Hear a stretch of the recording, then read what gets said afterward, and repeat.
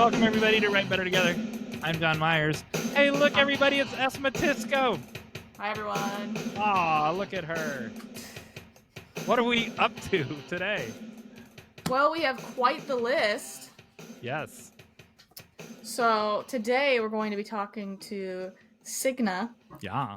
And she's a very cool Viking woman, artist, Yes. creator, Yes. creative individual, beautiful soul, light of my life.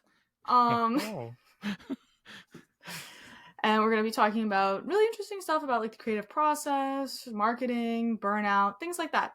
So very exciting conversation coming up there. We're going to do, before that, the viewer responses from a previous thing. Yes. Then, as always, we'll have Hey John Myers, where I give a fun food science fact. And then we will do the final act. Oh. That's our schedule. We better stick to that schedule. That's Yep. I like schedules. Let's go. I didn't hear what's in the refrigerator. I didn't hear that on the schedule. It's not on the schedule yet. Oh. Do you do fridge-scaping? Is that why? Fridge-scaping? So you don't know fridge-scaping? Is that where they put plants in there? Fridge-scaping is like you decorate the inside of your refrigerator. It's actually a 2-year-old trend where it's like a dollhouse. And so you know, like your groceries have to like go out of the way because you have like a little living room or a little this or a little that. And the fridge-scaping, man. No. I don't know. I think you might. We don't know yet.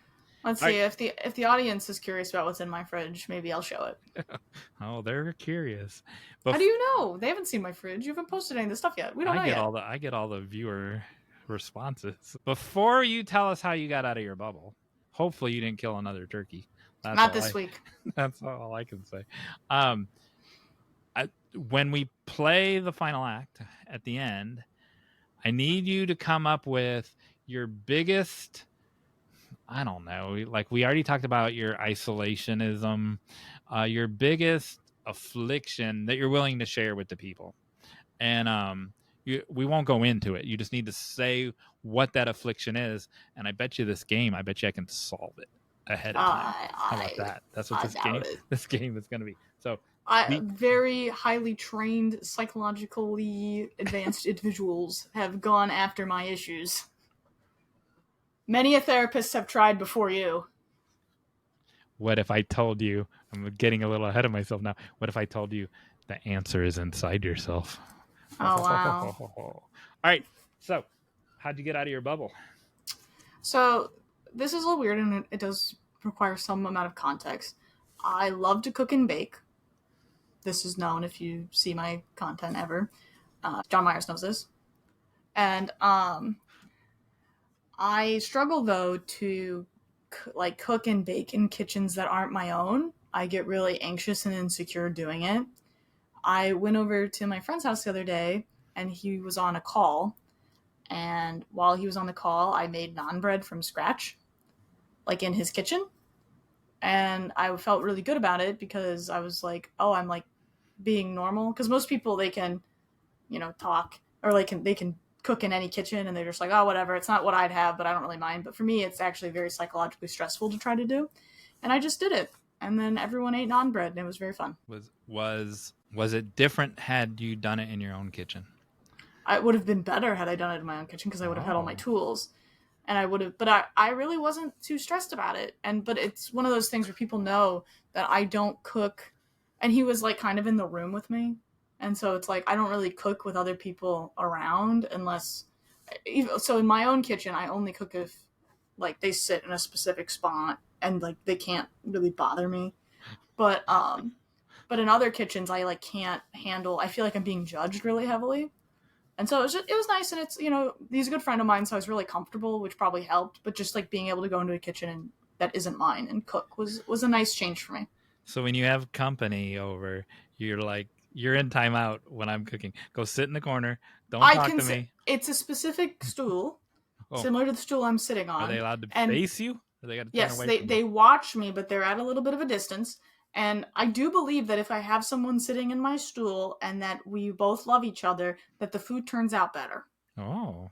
If you cook when you're totally by yourself, the love doesn't get into the food. Oh.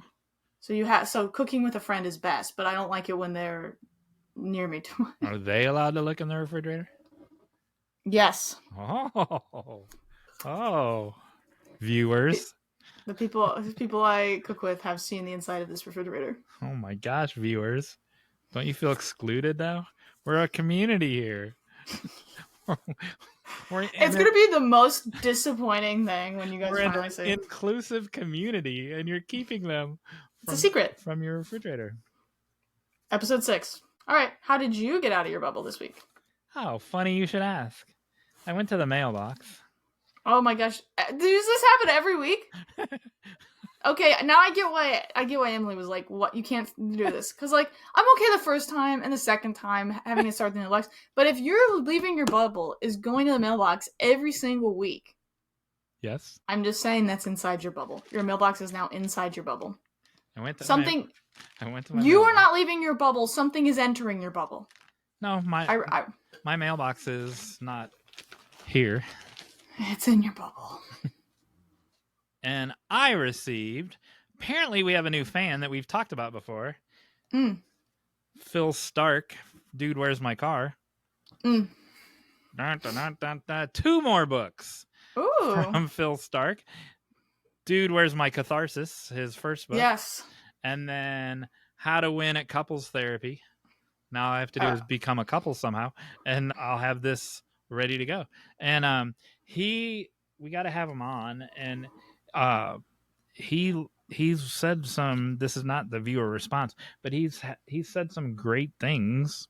So how's that for a thing? But I want to tell you. So that's wonderful. You're getting 2 out of the box stories today. Out of the box. I got out of my box. When we did one of our book signings for this book at Southern Festival of Books last year, one of my heroes was there, and like my cartooning heroes. So I have Charles Schultz, who's dead. I have Stefan Pastis, who draws Pearls Before Swine. I've met him several times. But I never got to meet Caitlin Cass. And Caitlin Cass, New York Times cartoonist, but she was there signing this beautiful book. That is a beautiful book. You care about prohibition. This is more about the suffrage movement at the turn of the century. And I was second in line. And so it's not a year-old story. There's a current part to the story. And here's where she autographed it to me. Look at that. Can you see that? Oh, that's so cute. And so yeah, it's her. It's not really it is a book. It's not a book that's not a book, like with SIGNE. And but it's not really a graphic novel. It's just her version of. Here's a cartoon about hating the word male. How about that? It's her version of tearing down the patriarchy through cartoons and women getting the right to vote. And which is an important thing in my I don't know what you want to call it, my wheelhouse and my and so I got to meet her in person, and I was second in line, and Emily was pregnant at the time, and I'm like, okay, you got to watch our booth, and because I'm not going to be here and not meet one of my heroes. And so I was second in line, and I was gone for like an hour, and I was like, oh, like I did not leave her alone for an hour, like any time during that whole weekend. And I'm like, I'm sorry it took so long. The guy in front of me was 100 years old. He was as old as Chewbacca. He was 100 years old, and he had a manila folder of all of these cartoons that she had drawn in the New York Times and in the Atlantic, and he's like, okay, I only have 14 more for you to sign. And he kept having her sign all of these cartoons that he had collected his entire 100-year life. So it was sweet, and I wasn't annoyed. The lady behind me was annoyed, and I'm like, how often do you get to meet one of your heroes, right? Yeah. So this week, Caitlin Cass won. There she is receiving it. Let me make it a little bit. Comic-Con was last week when we're recording this, and she won the Eisner, which is like the Oscars for cartoonists. And for this book this beautiful book that I'm holding in my hand, Suffrage Song, and there'll be a link to buy it in the show notes. And this is the first person that I've met. I don't know, maybe Stefan passed this one, but anyway, it was a big deal for me because I met her just a few, I don't know, 6 months ago, and then she won the crowning achievement of her life for a worthy cause as well. It's not like here's a little silly cartoon about a monkey. It's it's an important issue, and I will leave it at that.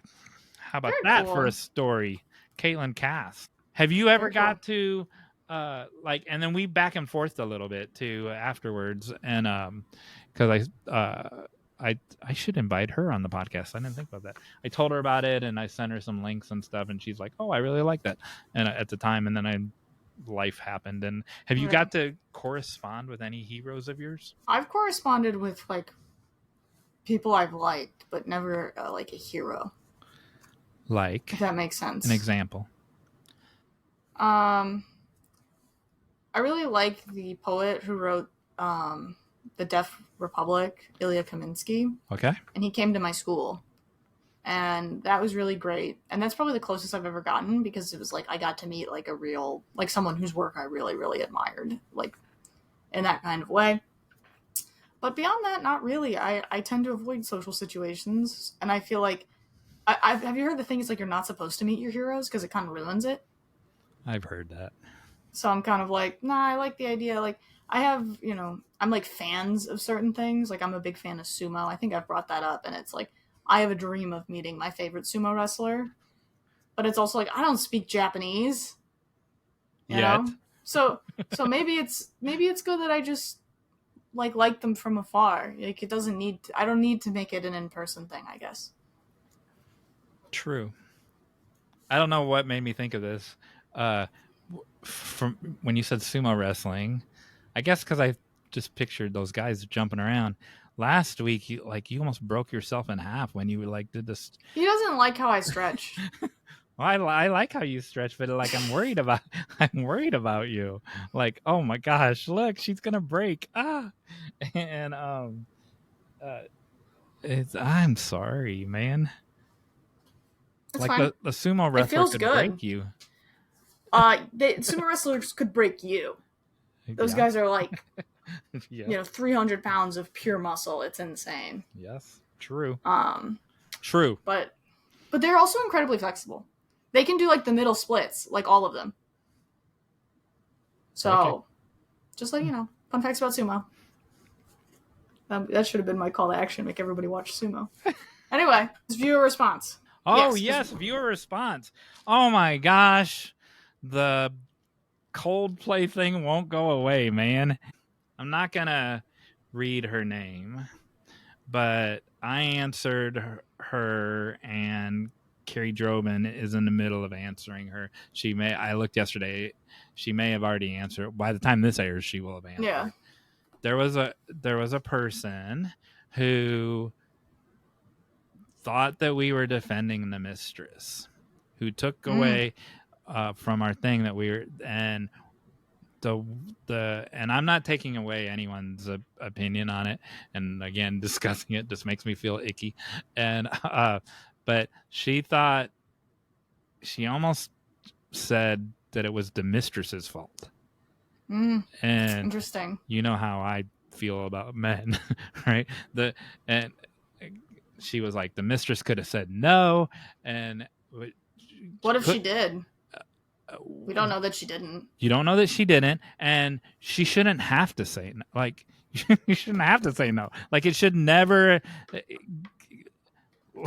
You should never be put in a position where your boss is putting you in a position where you have to say no. And so, I see the argument. There's what we're running into is a girls argument. Like, you got to be a girl's girl.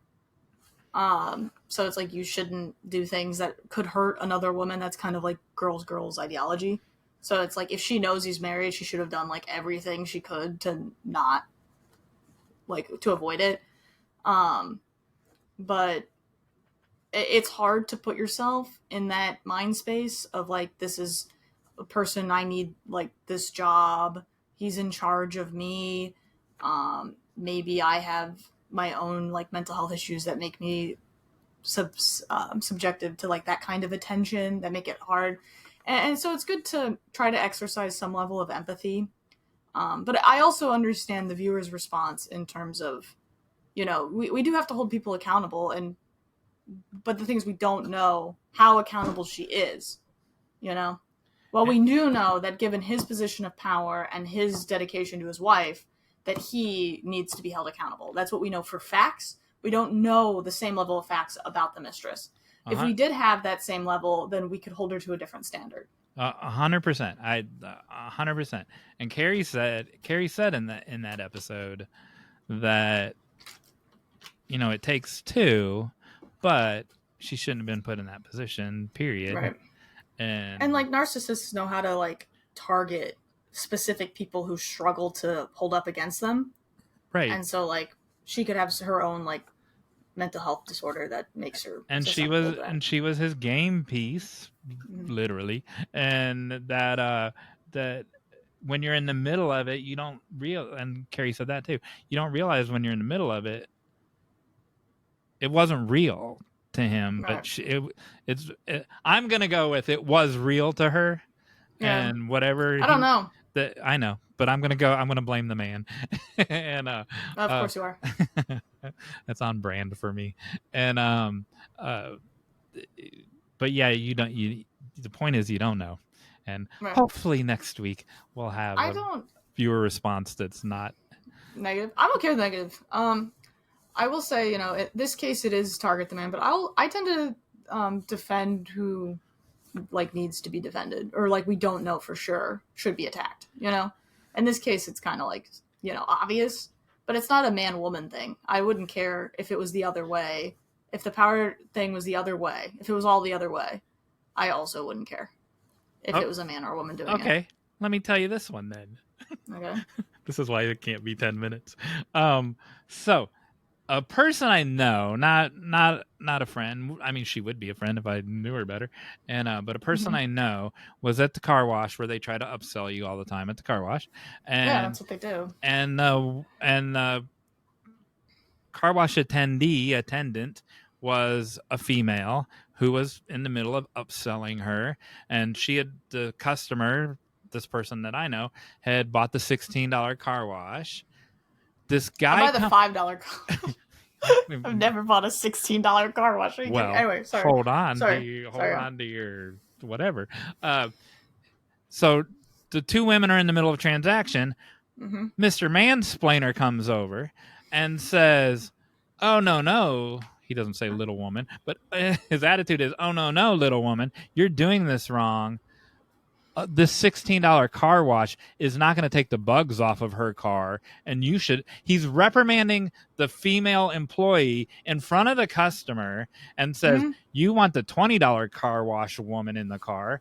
And the woman in the car says, "I don't need you mansplaining to her or to me. Give me my $20 bill back," and drove away and went and got the $5 car wash, which is what she should have done. And 100%. That was mansplaining, 100%. Yeah, mansplaining happens all the time. So many people defend him. Well, it's their job to upsell. He'd lose his job if he didn't upsell. The girl was upselling. The first employee was upselling. And guess what? The first person who happened to be a female got $16 out of the customer. Guess what the car wash got now? $0, just because the other guy was trying to make $4 more. He should be fired for mansplaining, and the girl that got the $16 should be promoted and get his job because she got $16 out of the customer, and that guy does that all day. There you go. Yeah, that's not exactly the same scenario though. I was more describing like if we had the same scenario, but it was just the CEO was a woman and she had a husband at home you know, it's still the same standard. It's not about being a man. It's about being rude or being cruel. I just had to complain about the mansplainer. I know. I got mansplained at my mystery job because, I have like some background in food science. He was trying, maybe I could make this your fun fact today, but I didn't.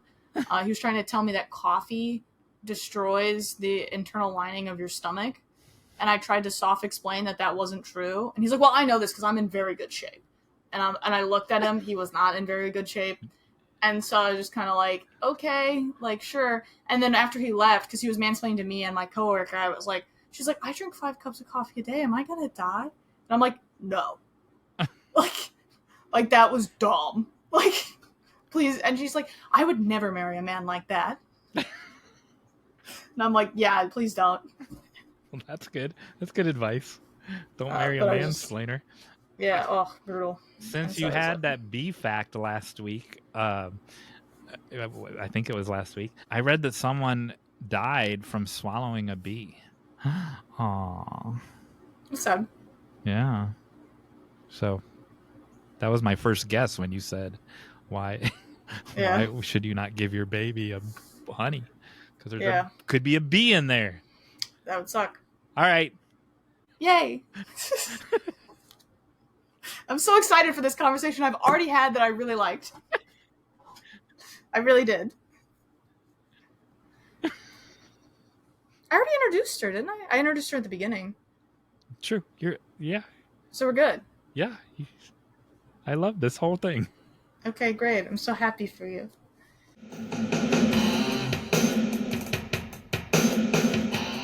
And we're back. I'm here with Esmatisco and SIGNE.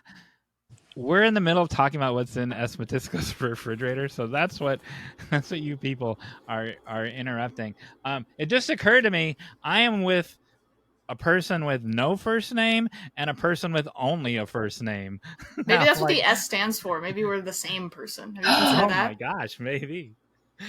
How did that even happen? Well, I'm still John Myers. SIGNE, give people your bio for us.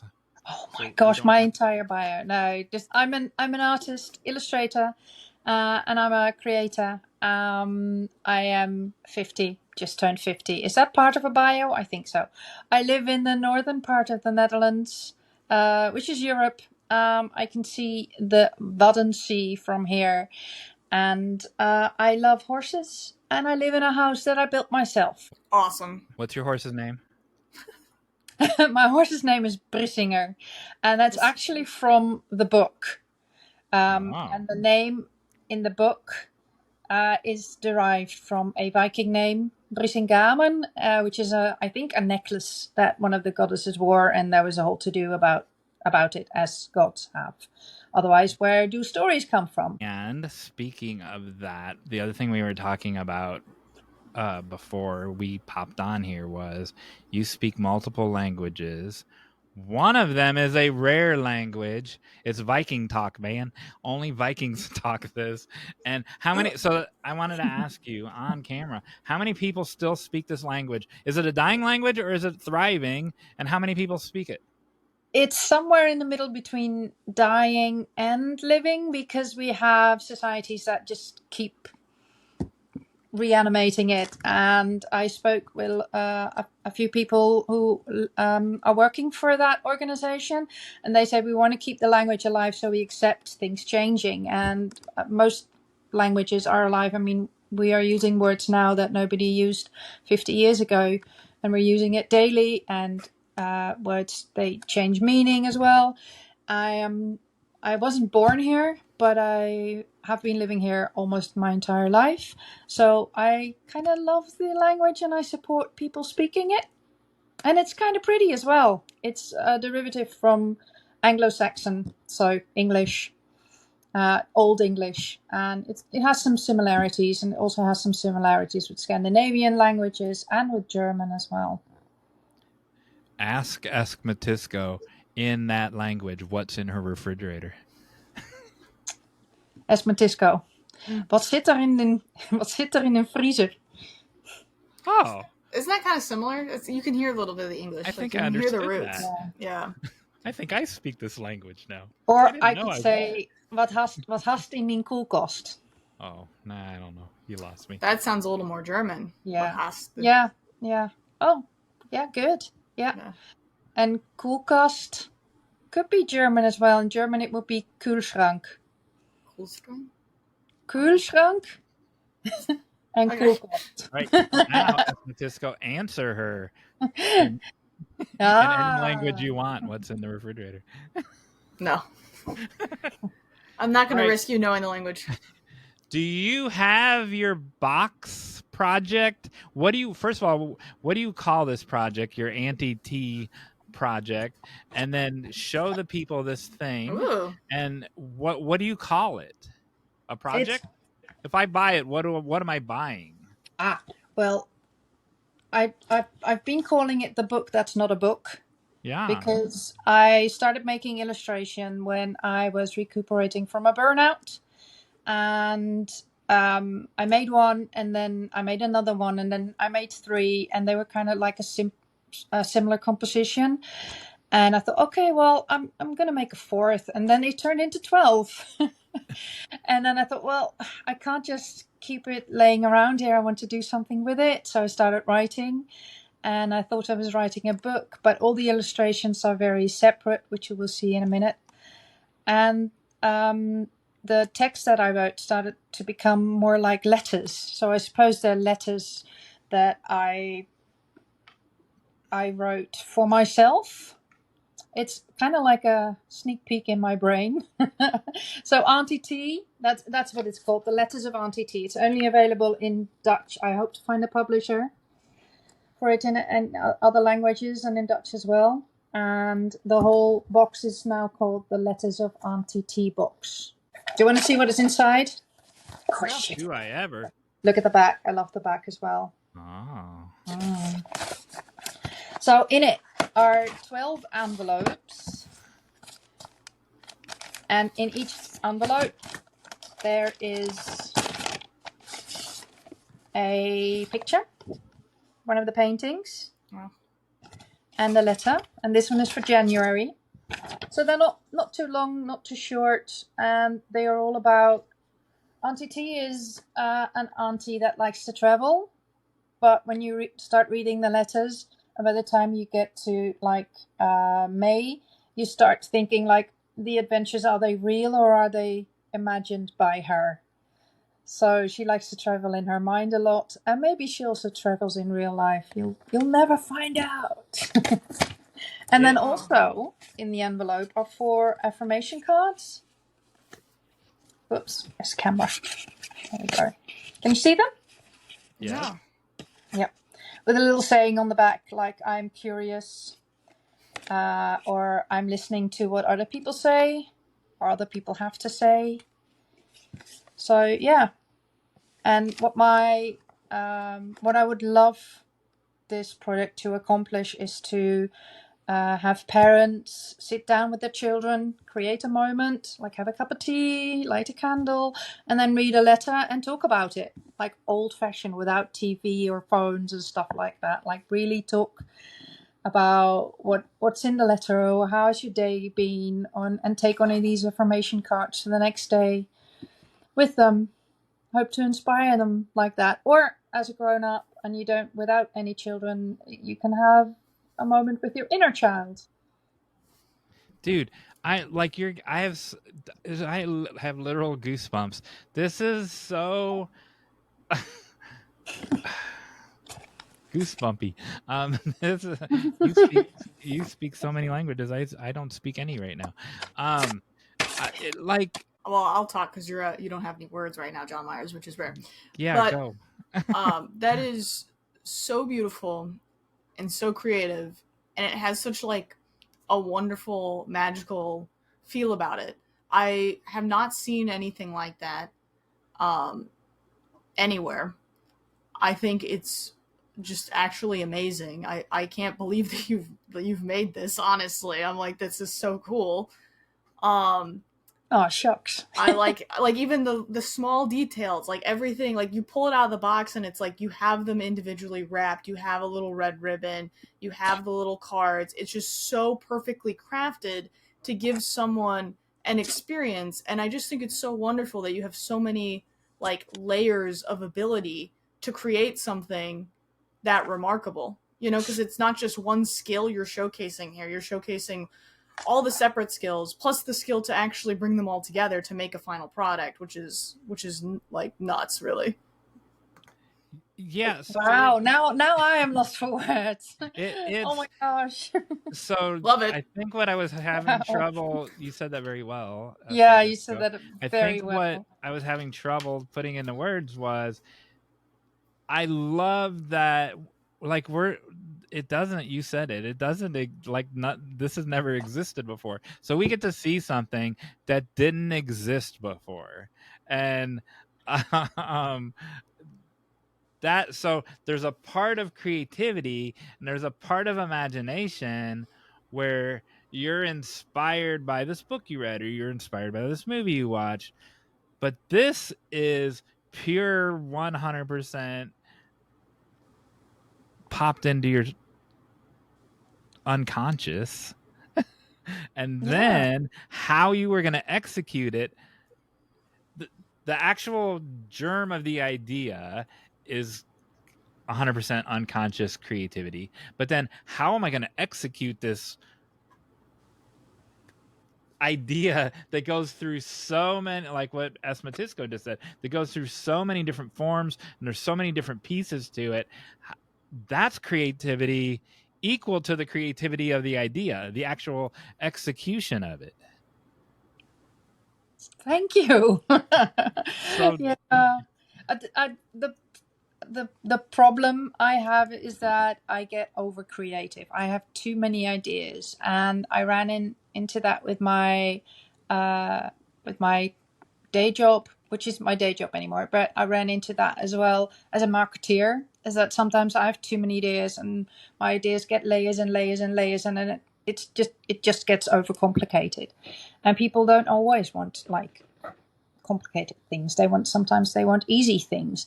And this turned out to be the perfect mix of having layers, having a lot of layers, having a lot of snippets of, because you haven't read the letters, but what you said really hit the mark. And I'm amazed how you can just have a look at it and then understand what it is.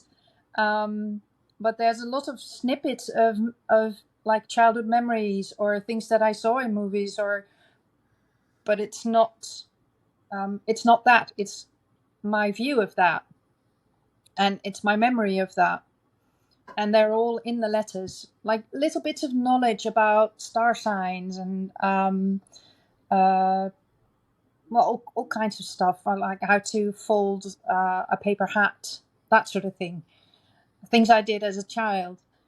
And they're all in there, but it's not overcomplicated because it's just a letter and it's just an illustration and it's just the affirmation cards.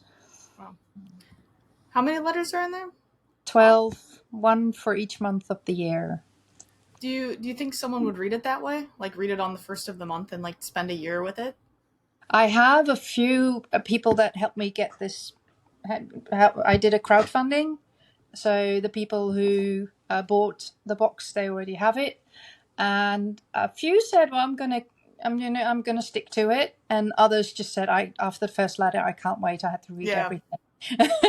Or they read one a day, but I know they're gonna pick it up again, because if they read it one a day, then it's 12 days, and then it's gonna be a new month, and I go, well, I might just read September again, because it's that kind of letter. There are so many things to. And also the pictures, there's a lot of stuff to see and to rediscover. Yeah. So there's something about, and so my goosebumps are popping off my body right now. There's something about when you get so inspired. And so I was going to tell you this before or after. I don't know how this show works, Esmatisco. But I set out, this is Esmatisco's book of poetry about her broken wrist, but it's way more about her broken wrist. But I set out, I was going to read, because I see her once a week, I was going to read one a day every 7 days, but I couldn't stop.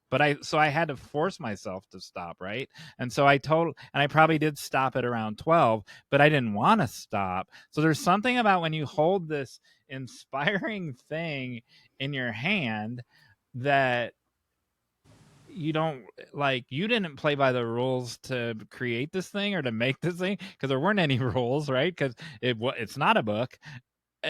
So that's what I love about it. It makes the consumer, the reader, whatever, the consumer of the text, they don't want to play by the rules. In my case, and that's how I was with her poetry book as well. Like, when I have one of these books, which now we both have to learn how to speak or read. I know this.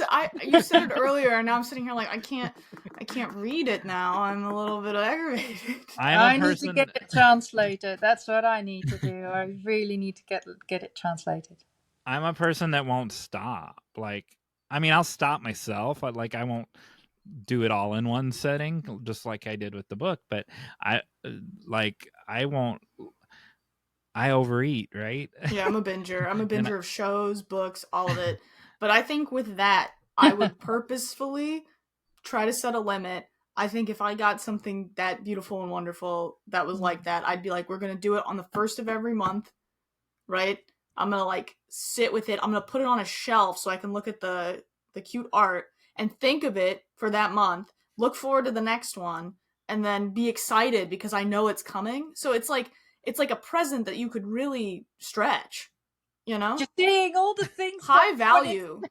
Yeah. High Just value saying all option the here. things that it's meant to be. I love that. I love that.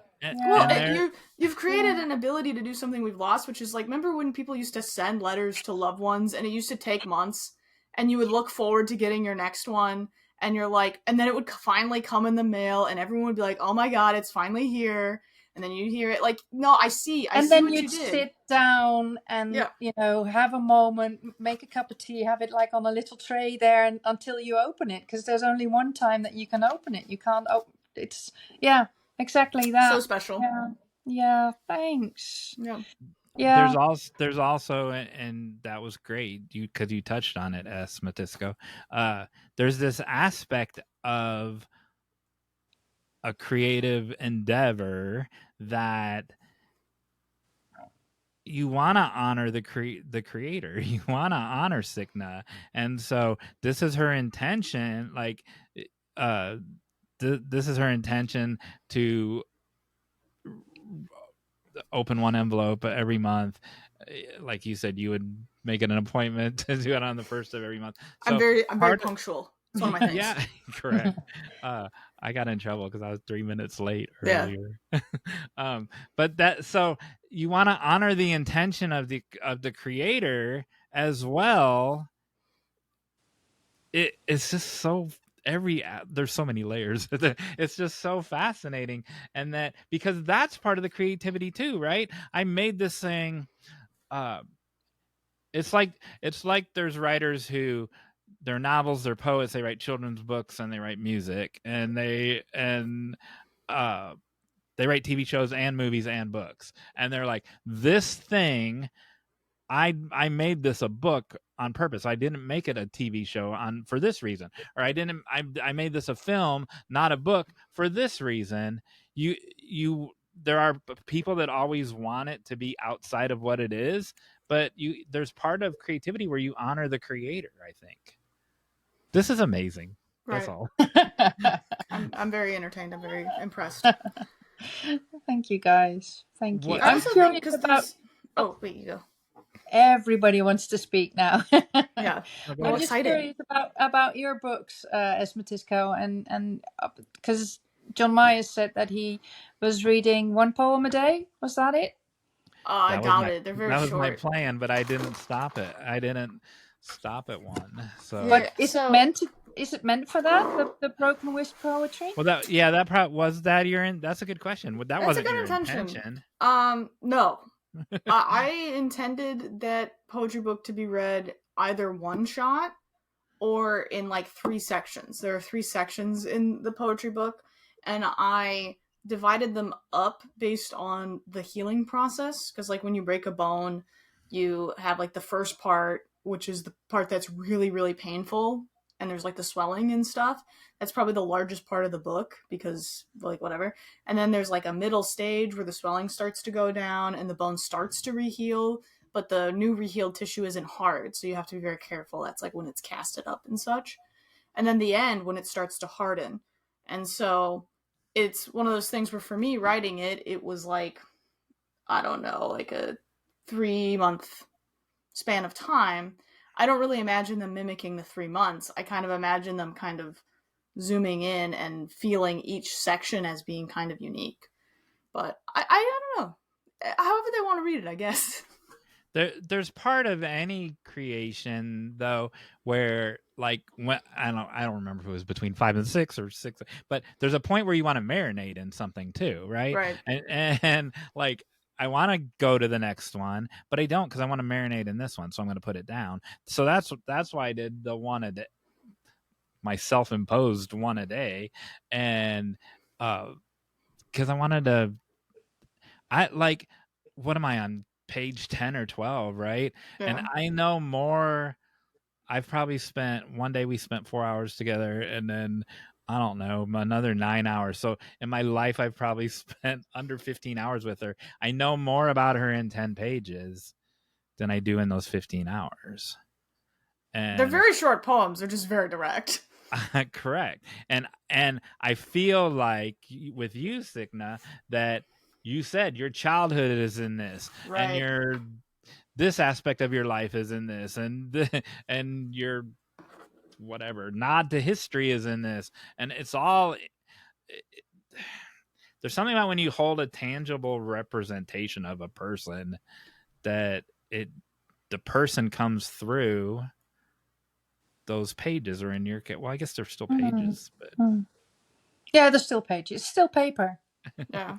Still just paper. Pretty paper. What do we? It's very pretty paper. I agree. It's incredibly pretty paper. And did you self-publish your books? I did. I have 5. So he has my poetry book, but I have others, and so I do self-publish them all. And I write in a lot of different genres, just kind of trying to. I like to think about things and think about different ways of creating, thinking, being. So I tend to genre hop a lot, and that's how we have a poetry book back there as well. Cool. Was baby SIGNE, child SIGNE, was your creativity encouraged or squelched? Great question. Encouraged, absolutely. Beautiful. Yeah. Loved the Netherlands. Yeah. I always say I just got very lucky with my parents. Or my parents got lucky with me. I still don't know. But no, I was. My dad kept my first drawing ever, which was like 3 lines on paper with a red pen, that sort of thing.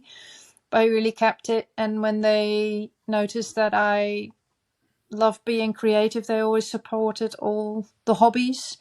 And when I wanted to go to art school, they said, "Fine, you do that. You won't make a living." No, they didn't even say that. Other people said that. You will never make a living, and it's hard to be an artist. And, well, yeah, I think it's hard to be a lawyer as well. Yeah, they always supported it. So I went to art school. My mum was still cheering me on, and she helped me get everything together for Auntie T. So we sat around the table and put all the things in the envelopes and stuff. Yeah. That's every question I asked, the answer is just so amazing. Mm-hmm. Like, does your I'm so distracted now. Does your ink on your sleeve, is it your artwork? No, it isn't. No, Okay. I'm going to show you. Is there anything on your body that's your artwork? Hang on. This is by somebody in. Wow. Oh God, I can't remember where he's from. The east from me, and it's my horse Brissinger, and me, and the runic alphabet. Wow. And so it's not based on any of your painting or anything like that. A lot of people ask me if I did this because it's very similar to mine, and I've got a huge crow raven on my back, which is sort of mine, and the tattoo artists as well. Because I do believe, tattoo artists, they are artists as well. They're not just people that stab your skin with lines and dots. They are artists. They can create wonderful work. They just use a different medium. So in my big, long, convoluted brain, this is what I was gonna ask, depending on what your answers were. So the one on your back is your artwork, but a tattoo artist executed it, for lack of a better word. But they're Yeah, also yeah. an artist, right? And so they're you can't see it as much like if it was on your arm when it's on your back. Like during the process of the person creating it on your back, uh, somewhere in my brain that this is tied to you're this creator, you're the Imagineer, and you've created this thing, and now another person is executing it, in your case on your own body. Oh my goodness. And then when there's this extra, like David Lynch won't interpret any of his films on like, I don't know, what does it mean to you? And what did that mean? I don't know, what's it mean to you? And I'm the same way. And I don't answer that question for my students, or I don't answer it for readers, for anything. The reader brings something to it, or the consumer of the text brings something to it. Compare that, the idea of another artist executing your artwork on your back, to another artist picking up your book that's not a book, and how they would consume, like, they bring a whole different level to it. Like, were you conscious of that while you created it? How's No, that for a no, I confusing don't think question? I was very conscious in the whole thing. Not at all. No, no. And what you were saying, it is pretty unique, because usually when you create a book, and I don't know if it's like that with written books, but you have an editor. It is with picture books, and it is in theatre, and it is in my work that I used to do as a marketeer, is that you co-create with other people. They edit it and they say, well, it's great, but if we tweak this and this and this, it'll be better. And that's where opinions come in, and or style or personal preferences come in. But this project, it's all me. Nobody edited it, and that's kind of scary as well, because it's so all me. Like, what? There must be something wrong with it. Or it could have been, let's see it in a positive side, it could have been better if it was edited by a professional publisher, perhaps. I don't know. Or it could have had its edges sanded off, and it could have come out worse. So your answer was very, very, very 10 more berries, revealing, in that you didn't put the end, like, the audience didn't cross your mind No, during the creation. it was never meant to be published until it was. There's something very It's rare about that. Yeah. it's true. It is, and it's very strange and a little bit awkward as well, because I I've been calling it my passion project, but it isn't really, because most of these drawings I made 3 or 4 years ago, so I'm over it. I've developed as an artist, so it's behind me, but still it's a huge part of me, and I'm incredibly proud of it that I managed to do it, despite everything. And it was a long journey, and it wasn't always a fun journey, but it's here now. And what I love most about it is that I had this idea in my brain, and I knew it was going to be good, and I knew it was going to be great, and I had some doubts about certain things, and I edited it myself, and I had a couple of friends read it, but they were just all very kind and saying it's lovely, it's wonderful. So and it was, but it did need, it did need a little bit of shaving off. And the thing it is now, and the reactions that I get from people, is exactly what I meant it to be, and that's mind-blowing. That's a dream come true. So I kind of feel like, having done this, that whatever is up next is gonna be bonus. In a way. Yeah. So again, Does that make sense, or is it? Is it just, okay? you bolded and underlined and made it in red giant font of what I was trying to say. It for me, and Emily and I have talked about this on the show before. I don't make something that's not a product. Like I never don't not consider, how's that for a bunch of negatives, the audience. Like I don't write it for them. This novel that's coming out is not a conventional novel by any stretch of the definition, but it's not my craziest one. My craziest one I didn't finish yet, and this one jumped in ahead of it. It's more of a regular story, and but it's not. But it is. But it's not. And but I was aware. Like I was aware that people are going to be holding it in their hand, and I addressed that in the text that I'm telling you the story. Milne did that, right? Milne would say, okay, I know you want to. I know you want more details, but I'm not giving you any more right now. stuff like that. And my other novel is much more ruder in that way. But Milne doesn't come off as rude, and so I toned down that. Some of that's still in there, but I toned down some of it. I sanded off my own edges on some of that, and so it's fascinating to me that none of that was in. This is pure creation from your subconscious. Yeah. That sounds, the way you say it now makes it sound weird, but it's true. It's rare. I don't know that it's weird, but it's rare. It is kind of rare. I never thought about it that way. And it's I mean, it's not even, it's 150 boxes that I was able to afford via crowdfunding, but now it's here, and like I can give people like something tangible to see, and I'm going to send it to a couple of publishers as well. But I was wondering, so I think most writers write for their audience, I think.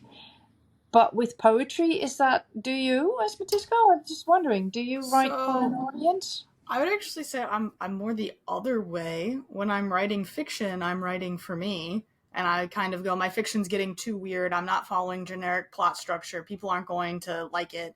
So I start just doing whatever I want to do. With poetry, I often feel like I'm talking to the reader. Like I'm trying to tell them something. And so in my poetry, very often you becomes a character. Like the term you, it's like, I feel like you might think I'm crazy. And that's something I'll reference. So it's like I'll directly speak to them in my poetry, which I think you're right is maybe a little bit the other way. I think this has something to do with like marketization of art in general, where it's like, since poetry, everyone knows its marketability is a bit weaker than general fiction. People can make poetry without worrying about trying to sell it because they're like, well, it's poetry, you know. Yeah. People don't buy poetry anymore. And so then they have that like freedom. I think that's one of the things that's really interesting about your box is like you made it. And like if you made it thinking about, oh, like I'm going to try to sell these, you might think, well, maybe I don't have to put the red ribbon on it. Because that's just going to be, the more detail, it's going to make it harder. If I start selling more, that's an area that's going to have to be like cut or changed. You didn't think about it. So then you made something that was just beautiful as it stood. Right. And now the challenge will become scaling it up and keeping the quality at that level. But you never corrected yourself to remove the quality. And I think that's one of the problems people face when they think about their audience too much, is they start to change things to either make it easier to sell or make it easier to like for people to understand it. And because you weren't thinking about it, you made it you. So you just made art for people. Between being the creator and the publisher being the one that has to say, well, it has to be 1,000 words less 'cause it's not sellable when it's such a thick book or such a big thing. And I was just thinking, is that also the difference between poetry being more of an art form and books being more of entertainment? or educational, or I think it just I depends don't on know. who's writing it. Hmm. Because I think you can act like a fiction book is art, and you can make poetry for profit, and you can do that either way. I think it depends on the person who's behind it. Yeah. I had a It's yeah. professor. I had a poetry professor once, and he would say, "There's no money in poetry, and there's no poetry in money." and uh, That's and that's good. there's still an awareness of audience. It doesn't mean that you're doing it for the money. Mm. Like when you make a sculpture, you know the sculpture is going to be on the town square, wherever the sculpture You is going don't to know go. that. What if no one ever puts it out anywhere? When you make an installment on What if purpose you for a public space. No, so here's the thing. No, you're a sculptor. You make it in your basement. You do not know if anyone will buy your sculpture. You do not know if anyone will let it out of your basement. You don't know anyone will ever see it but you and your family members that you bring into your basement. Well, there are sculptures that get it as an assignment. Is that the correct word? That's Yes. what I'm saying. A sculptor for Yeah. hire. So you're right, Esmatisco. There They are get those commissioned people, to do. and those sculptures would go, I guess, in an art. I don't know where they would go, in an art gallery, right? Right. And those are the sculptures we never see. And this is one of the things that's exciting. Is this feels like something, if I wasn't here on this pod, I would have never seen that. Right? Because True. it's in a language I don't speak. You know? And it's like, so something that is art, it's hard to find. Like we were talking about the music earlier, where you were like, this is off script, where you're like, well, how do you find new music? Like music that isn't on the radio. And it's like, it's hard to find real art because a lot of times things are just products. So true. True. So what I was going to say was that the people that say they're not aware, like this is pure, there's no audience consideration when this project was made, when she made this project. There are people who, sculptors for hire, they're going to put this sculpture in front of the John Hancock building or whatever it's called in Chicago. And that was the intention that they made it.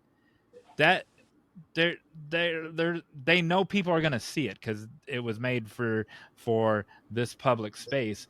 But I don't like, do they really like, oh, I'm going to make it red, or I'm going to like, they don't, I don't know that the audience is a consideration even when you know someone's going to see it.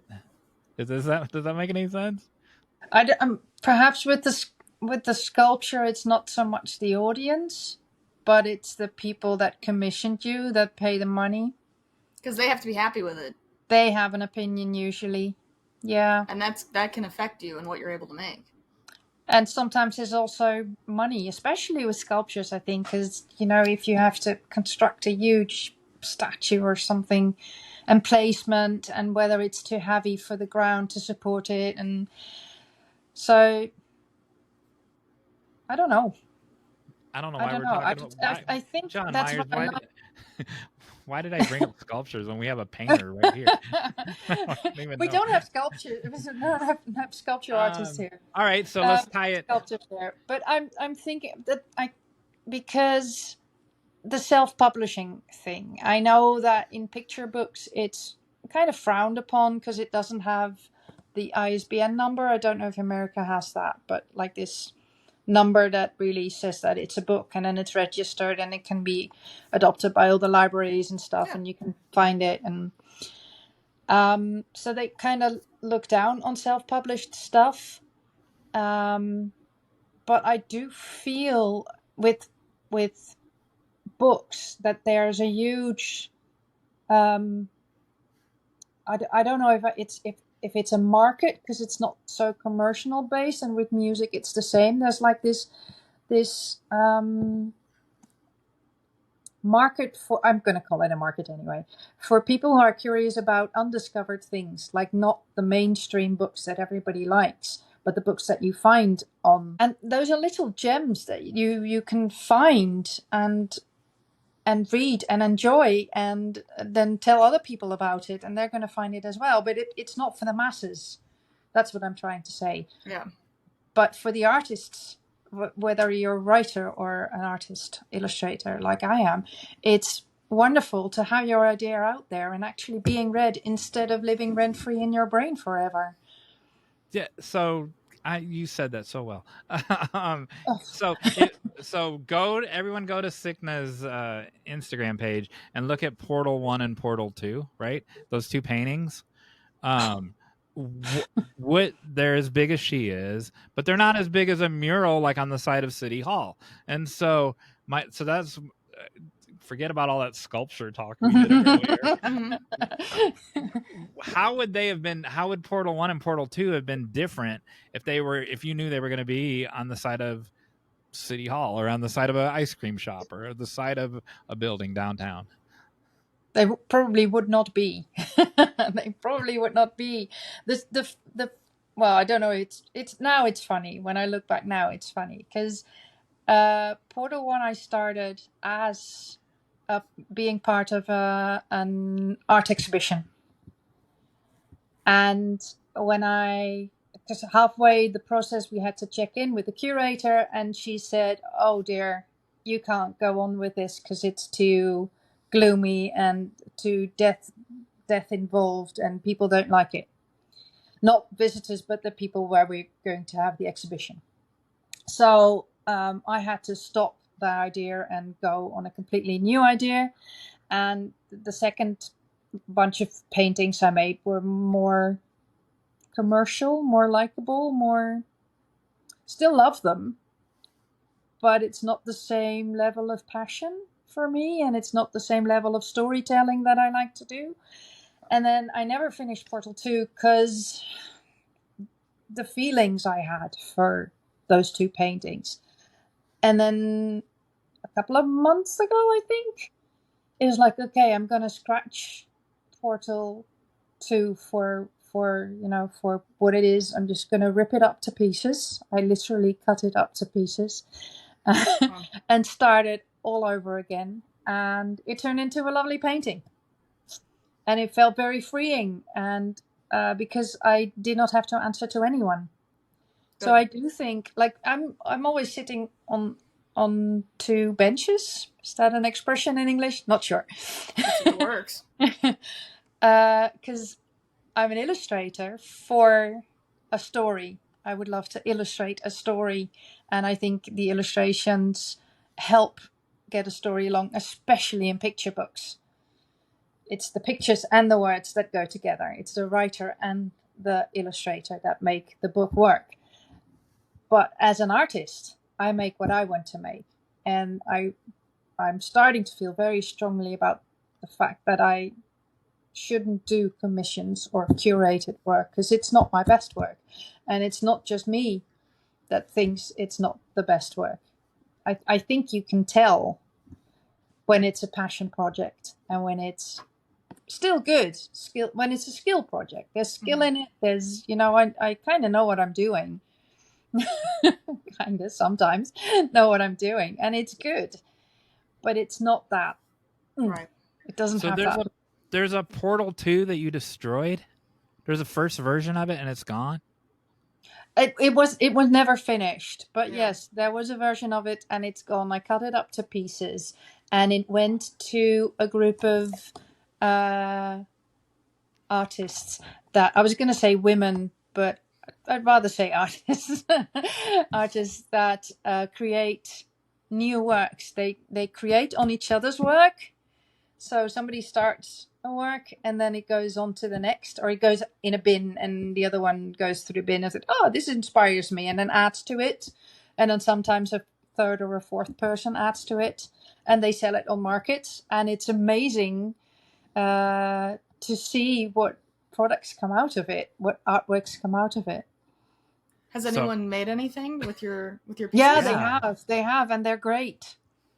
It's awesome. They're absolutely great. They're wonderful. Yeah. See, no matter what question you ask her, it's like you just, I destroyed it, and then you moved on and you went to talk about the next well, it didn't thing. Go. It didn't. I'm like, wait, go back to you destroyed this half-done painting, and then now there's this other story where these other women are creating on top of the destroyed. So there's this David Lynch I love video. Stories, man. I just love stories. Stories are life. There's a story in everything.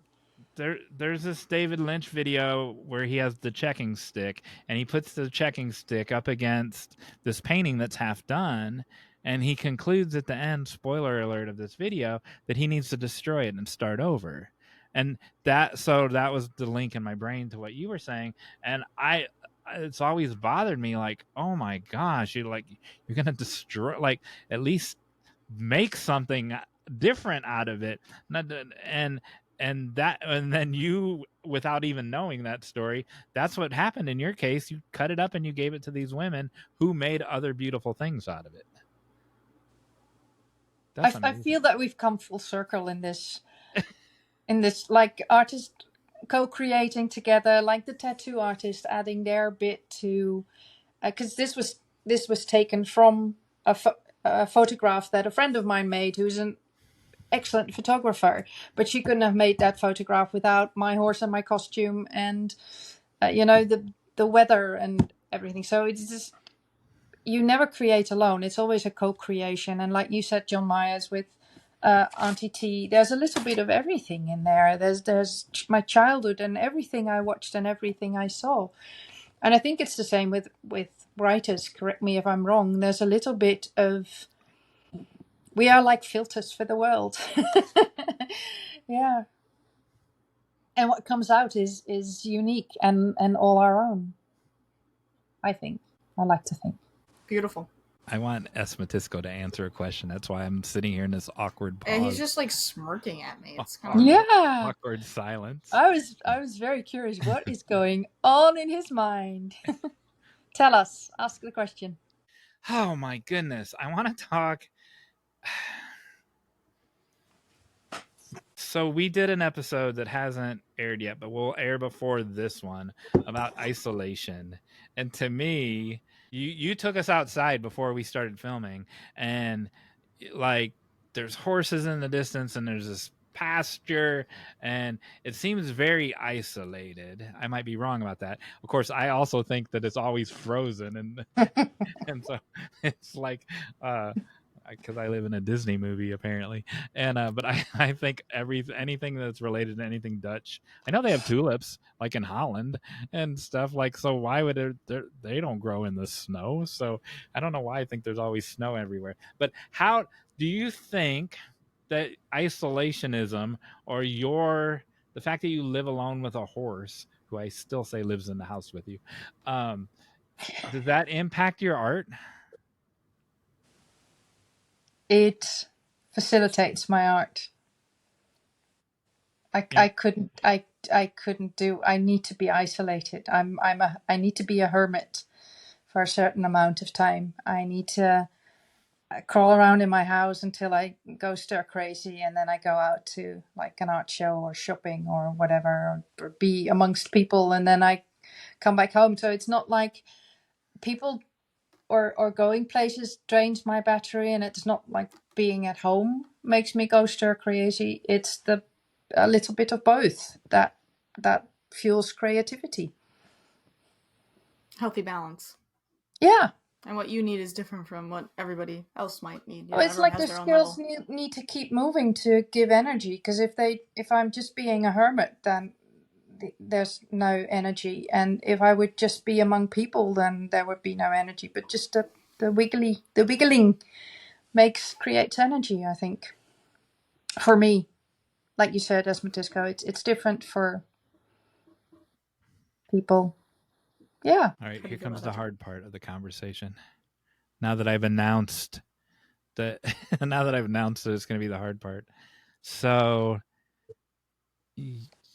I don't want to say you don't like the selling aspect of it, or the taking your wares to market. I don't want to say that you don't like it, but it's not the favorite part of you as an artist. Is that fair to say that?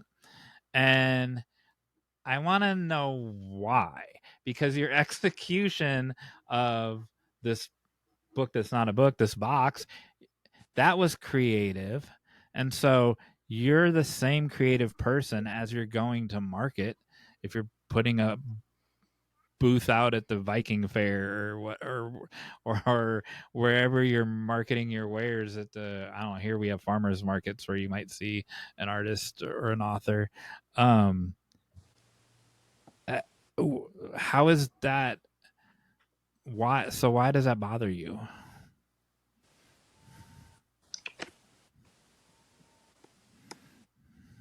It's starting to bother me less, I think. No, that's not the truth. I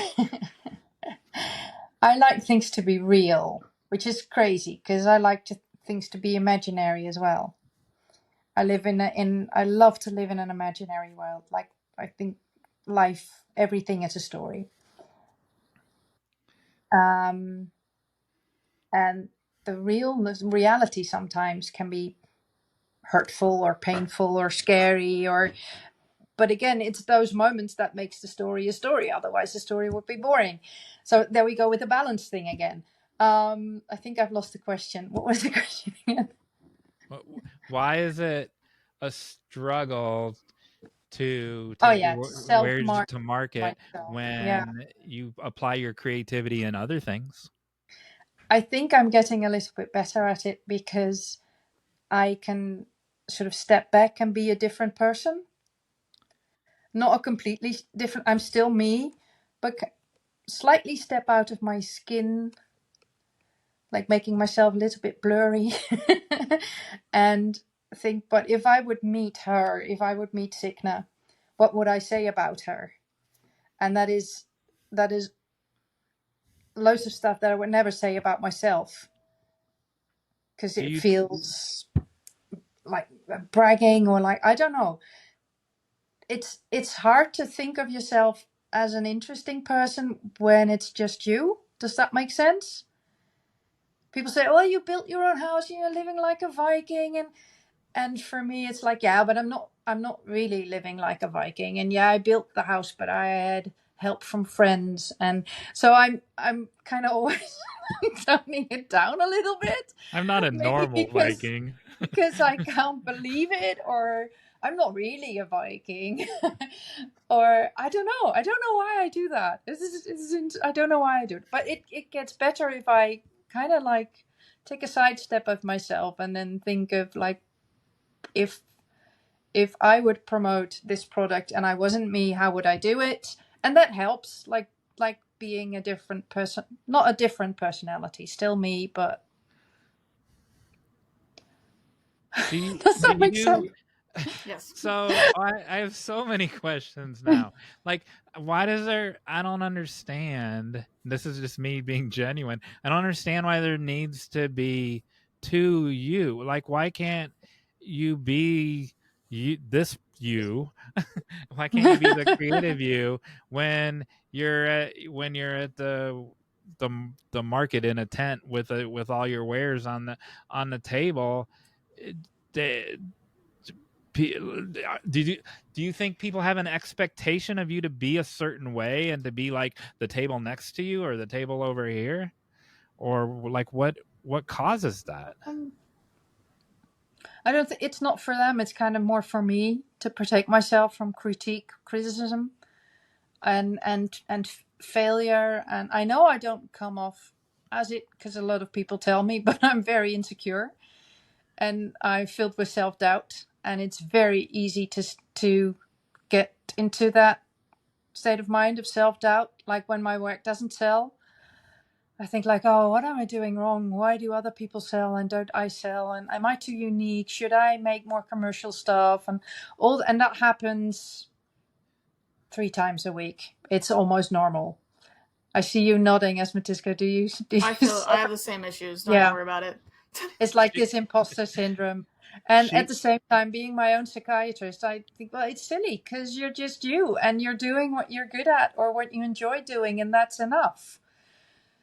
And maybe it's a woman thing, like the woman brain going, bing bong, bing bong, bing bong, when the men's brain is just sitting in that little, this is good, this is great, this is not so great, let's get on with stuff. I would love to have a brain like that. Man, that's why you're like that. I don't like that. I don't like He's men. just a I don't like man, that. yuck. I don't like that. I don't like that analysis. Dump it on me. So Esmetisko just did her first event where she was out there.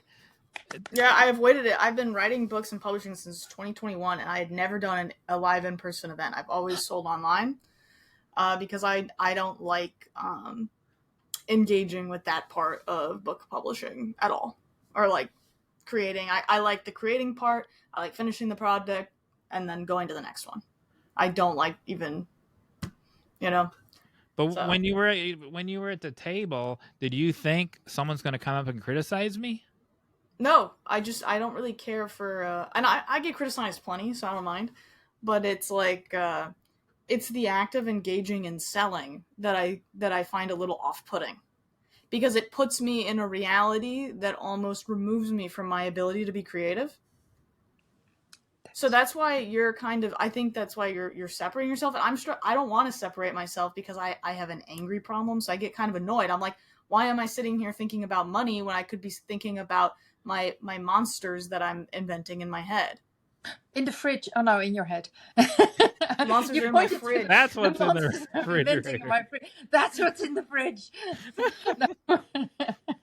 So I totally get it. I can't say like we have the same source of the discomfort, but no, I totally get it. That's and I see a lot of writers who are the same, and I often notice a trend that writers or creative people who are good at like the marketization and selling are more likely to have hiccups in the earlier stages. So I think everyone just kind of picks a stage that they struggle with, and I don't think it's a bad thing to have any of them, really.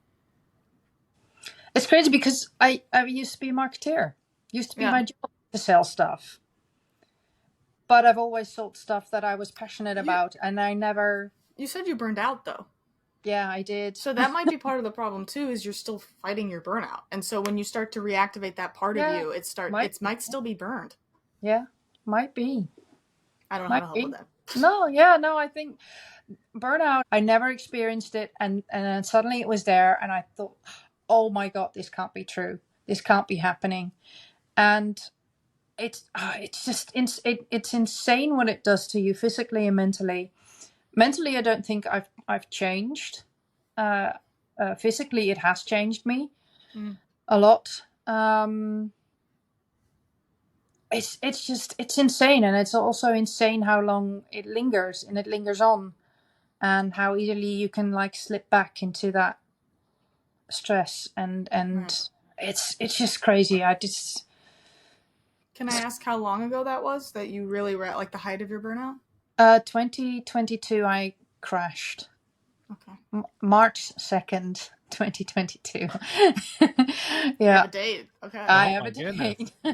Yeah. Was it after the lady said this is too dark? At the art installment, you said a lady was... Oh, no. That would have been after, because she said she picked No, it was when somebody said, time is the most valuable thing you have. And I won't say that caused it, but that made me like stop and think, oh my God, what am I doing? And it wasn't that conscious even, but it was like, oh my God. And then I crashed, and you can't think, you can't sleep, and you're tired all the time. Oh, it's insane. I don't want to think about it too much. Yeah. And I remember when I was in the middle of the burnout, I knew that it was going to pass, and I knew it was going to be better, but that seemed so far away, and such a huge mountain to climb that I couldn't even imagine what it would be like. And like I said, I'm still me, but I know more stuff about myself. I know I might be ADHD, have ADHD, or maybe even autistic. I don't know. I've never been tested. It won't change who I am, but it gives me permission to step back when I feel tired or crowded, or when I can't stand the yelling of the children in IKEA. And I have to put like headphones on.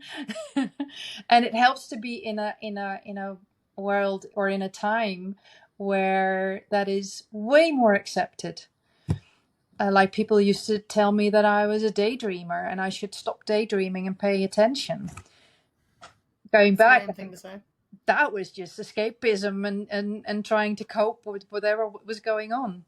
So I'm happy to be in a world now where we're, with all its problems of current day and age, when it's accepted when somebody walks around with headphones on and stimming.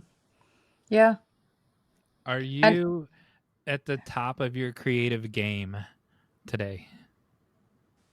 Today? I don't mean today, like Today? Tuesday. That's but very specific. today, right now, at this moment. Right now. No, This point in your No. life. in I'm this still point in your growing. career. I'm growing, but I think I'm on the top of being who I am. Yeah. Yeah. I was a little bit more a month ago when I was like, oh, I'm an artist, I'm going to be great, and I was on a high. and now I'm a little bit of a, but I know I'm going to be on that high again. No, but I really know now I am an artist. I have to be an artist. It has to be the main thing in my life. Whatever I do for a living, I'm an artist, period. And I'm me, and that's okay. So yeah, I'm on the top of that, and yeah. And you, S. Matisco? Right now, no. Not right now, sitting in front of your refrigerator, but No, right like now. at this period of my life, I got a lot of personal issues that have made things a bit more difficult. I had goals of publishing 2 books a year. I have not put out a book in 2025 because of certain things that have slowed me up. I do not have a routine that facilitates my writing on a regular basis. I do think my marketing game has improved, so my ability to sell my books is getting better, but my ability to create has gotten worse. Not necessarily because of it, but it's just like that's kind of the way my life is structured. So no, I would not say I'm at the top of my game. I would say I hope that's coming. I feel like I'm getting closer to like truly optimizing my ability to create. But there are flashes. Like I'll have a really good month, and then I'm like, wow, okay, if I can just keep this going. But my life outside of my creative work is so unstable that I cannot keep that going for longer than a good month, or a tree falls where I live on the house, and then it's like, oh god, now there are people who have to fix the house, and it's like the whole thing just goes crazy.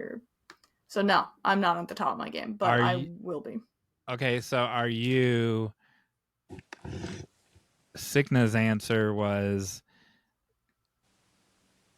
I hate paraphrasing when you're sitting right there, but her and you heard it, but her answer was, I'm at the top of being me right now. So if you don't feel that you're at the top of your game, do you not feel that you're at the top of being you right now either? Are those tied together? Yeah. That's interesting to me. And I'm not. There's no judgment. It's just what you asked. Like I said. Yeah, that's interesting. I'm gonna lie. Lying's wrong, John Myers. I know. So getting back to being at the market and your booth and at your table, do you think, Signe, that people like you less than they did before your burnout, or like you like? No. Yeah, so I don't understand if you're just you and you're at the height of being you. What I don't understand why the rest matters. Yes, you're right. I don't understand either. Specifically the booth and going to market is for me like this extra thing that I want to try out and see where it takes me. And I think oh gosh. like I said before, I'm an illustrator and an artist. And for me, the illustration is what should bring in the money, so to speak, without selling myself short. Because it's still going to be me, and it's still going to be my stories and my drawings and my everything. And the artist is the one that I hear Esmatisco describing, the one that can create for the sake of creating and be in that zone without anything bothering you. Whether you need to do 6 hours or nothing and then create for 15 minutes, or spend a month just doing your thing because you're in a flow. That would be, I still don't know if I'd be at the top of my game, but that would be like idyllic as an artist. So the illustration part being my income, the going to market is a part of that. Hopefully during the summer month, that could be like a steady-ish income. And then I do some live illustration in the not summer months. And that would be like a steady, and then hopefully get some picture books in. Fingers crossed. That's the dream. Things like this to crazy Americans. This beautiful cover that you made me for my book. Oh, you did so good in the design. Still loving it. Still loving it. So yeah. If you don't do more of that, earlier it felt like you were like raising the planting the flag, planting the standard. I'm an artist. I'm not going to do any more of that stuff. But then I was like, well, then that I might have got the last book cover out of you. No. I still want to do that. Yeah, you want to do both. I still want to do that, especially with people that give great commissions like you did. That was a lovely commission to do. I still want to do that, and because it helps, writers bring out their books. I love the co-creating, and tell for me, both. I know we talked about it before, but tell everyone what a pleasure I was to work with. How that I was not bossy, I was not needy. I let you do what you wanted, except I had you correct some legs. That's true. I don't need to add anything. No, you were very clear on what you wanted and the style you wanted, and you just gave me the creative freedom to stick with that style and still add a little bit of my own. And after that, you edited the drawing, explaining why it had to be edited, because that's stuff that happens in your book that I didn't read. So that for me is the perfect mix in letting me be creative, letting me do my thing, which, I love the legs with the little Victorian socks and the shoes and stuff. And then you explained why that wasn't good for the book. I love that. That was perfect. That's like the perfect commission. Yeah. Like I'm going to tell you how to draw a horse. Like that would not be. That's how I got the job. I wrote a very confident email saying, "Hello, John Myers. I think you need me because I'm a horse artist and I'd love Victorian times." Was it Victorian? Yeah, and I love Victorian book covers. Well, so I think you need me. So my novel doesn't take place in Victorian times, but the look I was going for the cover was. Oh, it was pantomime. Yeah. Yeah, and you had done drawing. You're like, oh, I happen to be working on this panto project, or at least some drawings of panto people. I'm working on a project. It's an ongoing probably for life. Is the duality of being a horse and being a human at the same time. Oh. Oh my goodness. There's a whole new. That's a whole separate episode. Yeah, it's a whole separate episode. You can invite me again. Like this is my the reflection. Yeah, that's what you showed me. Yeah, that's my logo as well. So half horse, half human. That's me. So and who would know better than someone inside a panto horse? No one other than a half person, half horse. All right. When is your book coming out, John Myers? It'll be out this week. Don't put any pressure on me. I won't. You did such a wonderful job, answering all our questions earlier, but it was wonderful meeting you and talking with you and learning about your process. I want to express my gratitude for talking with me and John Myers. Are you inspired by her? I think she's cool as heck. Yeah. See? And and so I would say, yeah. And she's a Viking. I also like that, but Half- no, half- I like everything I was exposed to today. Lovely. All right, call to action for the viewers. What should they do? SIGNE, Tell them what to go can write they do horse. this week? Yeah. Find stories and tell them. Talk to people. Maybe write people. That's a good. Find a story, write it down, and send it to someone. That's the call to action. Oh. As a letter. Just It's a letter. Anonymous as a letter. or claim that they're the sender? No, I'd say send it to a loved one. Oh. Even if they live with you, just walk out the door and pop it in the mailbox. Yeah. I like that. Send somebody a letter. Yeah. And then tell us about it. How are they going to tell us about it, Esmatisco? They're going to comment down below on this video so we can find it. Yeah, and how else? That's just how I would do it. Okay, fair enough. They can also comment on the Instagram whenever this episode airs and on the Facebook whenever this episode airs. And that's enough. Is it going to be on the YouTube as well? Yes. It'll be on the YouTube, of course. I like it on the YouTube. That's how I watch everything. Yep. The YouTube is a good place still. That's where I discovered Esmatisco. People were debating her hair color. No, that was on Instagram. Oh, that's what it was. You're a redhead. You're a ginger. Yes, I am. Yeah. Thank you. Thank you for saying that. Yeah. That's so clear. All right. The Viking says so, no one can argue. That's right. rules. Don't argue with a Viking. That's I the number one agree. thing. That's the title of this episode. Don't Don't argue with a Viking. Never argue with a Viking. No. No. You Thank lose. you, SIGNE. Thank you, SIGNE. Thank you, guys. This was a lovely conversation. Thank you so much. You were wonderful.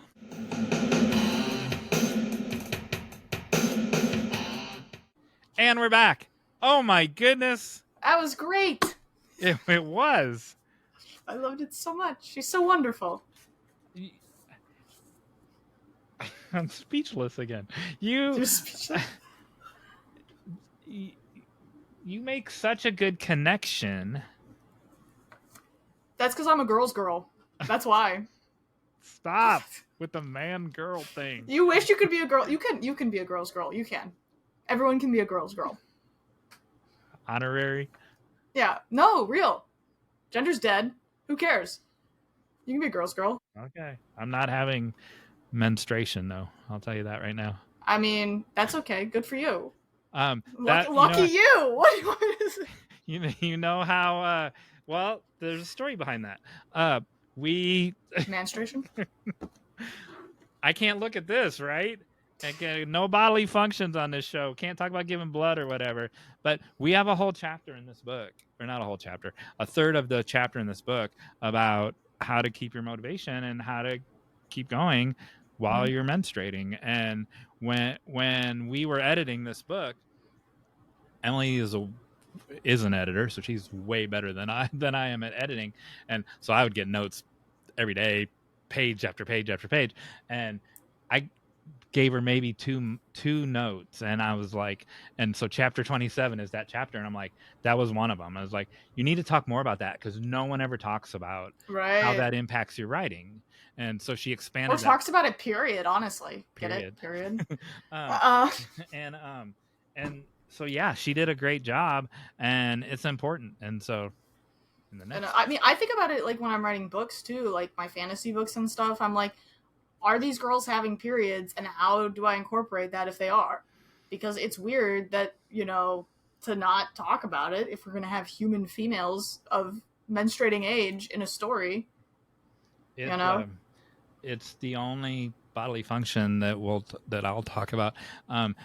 We actually talked about this, but I'll tell you now in this episode of Hey Esmatisco, there's actually folklore. It's called monarchy tales surrounding who you told your the story about your first period to? Did you tell your Mhm. mom? Did you tell your friends at the slumber party? My mom was dead. It was my sister. So every person has a story about or every female has a story about their first time, and that's actually collected as folklore and compiled and studied in academia. Monarch That's details. cool. So there you go. You know, mine was my sister. She was very cool about it. Having a big sister rocks. Now you know. So what was your takeaway of SIGNE? My takeaway is kind of interesting. It's like artists need to be protected better than we do. Like we do, I think we do a bad job making artists feel valued. You know? And like it's not just like, oh, you made a cool thing, but it's like the ability for a human being to make something that cool is something we should be able to protect, preserve, and replicate. Right? And like as a species, like as a people. You know, not everyone is going to create something that cool, but when people can, it's like, okay, we need to do a better job of like creating whatever this is and protecting whatever this is. And making her feel good. I know. I agree with you 100%. And I'll blame the parents. Once upon a time I was a baker. I shared that song with you. And she had good parents though. That's how she became so cool. Right. So she had great parents, and look how who were supportive of her creative endeavors. How many of us have parents who sand off the edges and go, oh, no, you can't be the weirdo. And that by the time you're 10 years old, your creativity is zipped up and put in a box under the bed somewhere. Because it's like, you know, your parent comes home from a stressful day at work, your kid wants to talk to you about stuff, and they're just too tired to engage with it. Yeah, that's wrong. Yeah. I mentioned this during, so I want to add something about this. Yeah, where are you? I got a book here. Where are you at? I am on page. You think I can see this in the dark? Here, hold on. I am on page 11. I said 10 or 11. You gotta go faster. No, I was doing one a day because I want to meditate in them. But okay, I found my first cuss word. Look right there. See it? Wait, I thought. Oh yeah, you like my cuss word? It's funny. In my novel, I used that same cuss word, and I'm like, I can't put that in my novel, and so I took it out, and so that whole sentence isn't even in there yet. Why did I take it out? Like you inspired me. I shouldn't have taken it out because I thought it was. Is funny. it the book that's coming out soon? Yeah. Just put it back in. I should slide it back in. Do it.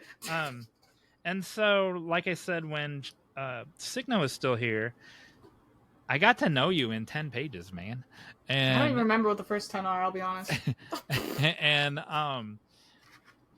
and you started by dedicating it to the helpers, right? And the healers and the helpers. And that's so Mr. Rogers. And I'm saying that in a good way, right? Because Mr. Rogers. Mr. Rogers says, look, you know, in times of crisis, look for the helpers. And that, like, well, it's I did it that way because it was like so many people helped me through what was a very difficult period for me. Right? Not just I had a really good bone doctor who was swag. I had really great nurses who were also swag. My fiance was there to open every water bottle I ever drank. You know, it was just like, it was constant. I need help doing something. I can't drive. Like, I can't do anything. And so it's just like, the whole time you're thinking about how much you need other people. Yep. I like that you didn't open the water bottle with your feet because you used your teeth in your feet, I read. Yeah, I did. Eventually. It took like 2 weeks, but it's like, that's a whole thing. And it's like, if you're in the other room, you just hand it to them. And here's what I don't understand. See my bookmark? Mm-hmm. Someone has been checking this out of the library since... It's a library. That's like how books used to get checked out of the library. And that was in your book? That's my Or did you put it there? I don't know. Oh, that's from you. Okay. I was like, I don't think I had that in there. I checked your book. The last time it was checked out was March 1978. I don't think that was me. I don't think that was you either. So who knew that your book? I'm sorry that no one's checked it out since 1978. Yeah, that's a bummer. They don't know what they're missing. So now I have a technical question, and then we'll get on with the show. When we had our 4-hour initial conversation, the secret combo no one will ever see. That wasn't recorded. And I mentioned about down payment and real estate and all that, where like a stand-up comedian will use the first third to tell stories from his life or her life before they tell the bigger picture stories, right? I don't know if I want you to answer this, but I feel like I know you after 10 or 11 pages. You didn't even know you were doing that, but you were letting me you were giving me the down payment up front before it gets heavier. I'm imagining. And was that an intentional choice? No. Okay. It was the poems you've read so far were probably written in like one day. Oh. There was like the early part of the book was like a very distinct moment of like, I don't know, like epiphany, eureka of like, I need to be writing something down, but it's not working because I can't type properly. And so I just kind of like expressed the situation I was in. So it's more of like an introduction. Like, this is the situation I'm in. In order for you to understand it, I need to give you the list of things that I can't do right now. I need to give you why I'm so frustrated about that. I need to tell you who I am, what I am, why typing slower ticks me off even more because I'm dyslexic. So I'm not taking it well. Right. So to me, it wasn't so much as, whatever. It's like, I wanted to get across to myself who's writing it and whoever might read it, why I was in such a state of distress. It's very. Does that answer your question? Yeah, it's very powerful. So if I didn't know you, like, you did a good job of making me like this person, making me like this author. So when it gets darker and heavier, it's gonna get weird. There are gonna be things you don't like about me in here because I'm very honest. I imagine that's true, but when it gets there, you do, like in screenwriting, you do that. You'll have someone you want to get them to like you first before you start messing with them, and so you've done a good job for that. So E.E. Cummins doesn't, on a lot of his poems, don't have titles. And so people would use the first line as a title, and there are, in the Norton Anthology right over here, there's an example of that. And if he were still alive today, he would go punch the editor of the Norton Anthology of Literature, because I didn't write that with the title of the first line. And it ruins the flow if you do it like that. Correct. You're supposed to not double up, unless you intended to do that, and then, and then it's purposeful. Yeah, and it's purposeful to repeat that line, but that's a different choice. And so, So he wanted people to refer to them as page 16 or what? Like, they just don't have a name. Page 16, the one about the flower or whatever. Mm-hmm. Is that how you want people to refer to yours? Yeah. By the page number? I probably. What's really funny is I almost didn't put page numbers on it. That was my fiance. He pushed me to do it because he's like, people aren't going to be able to reference what they want. You have no title and nothing. And when I did it, I wanted it to feel I wanted them to feel as lost as I feel, right? Oh. And so like the page number is telling you progress is happening, which is not how I felt, right? And so when I wrote it, there weren't page numbers. The page numbers went in a day before it would hit publish. Well, I get that. That's a strong artistic choice. I get that. And I ducked away from it, and I'm glad I did. I'm glad you did too, because people can talk about page 32. I'm not to page 32 yet, but people can Mhm. talk about the poem on page 32. Otherwise, how would you have wanted them to talk about it? Oh, the time I like. But think about it. When I wrote it, I wasn't thinking about people ever talking about it. Oh, well, that's kind of echoes what we talked about in this conversation about. That's interesting. All right. I think that's all I have to say about that right now. All right, then. Hey, John Myers. Oh, yes. Would you like to know more about bees? Is this about, as long as it's not about swallowing one? No, it's not about swallowing bees today, but it's bee adjacent. Anyway, so we're going to talk about high fructose corn syrup. Okay. Well, you gotta still have to ask me a question I can answer. I'm going to. Okay. Ready? Yeah. What is high fructose corn syrup? Oh my gosh. I'm not Google. Do I look like Google? Just tell me what you think it is. Do you know what frugal is? Frugal is when for some reason you don't have your phone, so you ask your friends who are just like there, and you left your phone out in the car. I thought frugal meant you were tight with money. Yeah, that too, but frugal is when well, Christina Irene, that's one of her terms, when you just ask your friends instead of asking Google. I'm not frugal or Google. And, just guess. So what is it? What is it? Why is it like that? Why do we use it? What is it? Well, we use it because it's cheap. It comes out of corn because corn is cheap. That's all I got, man. I don't know. I'm not the corn expert. I'm the carrot expert. Hey, you know what happened to my carrot? Did you give it away? I did give it away. You know who I gave it to?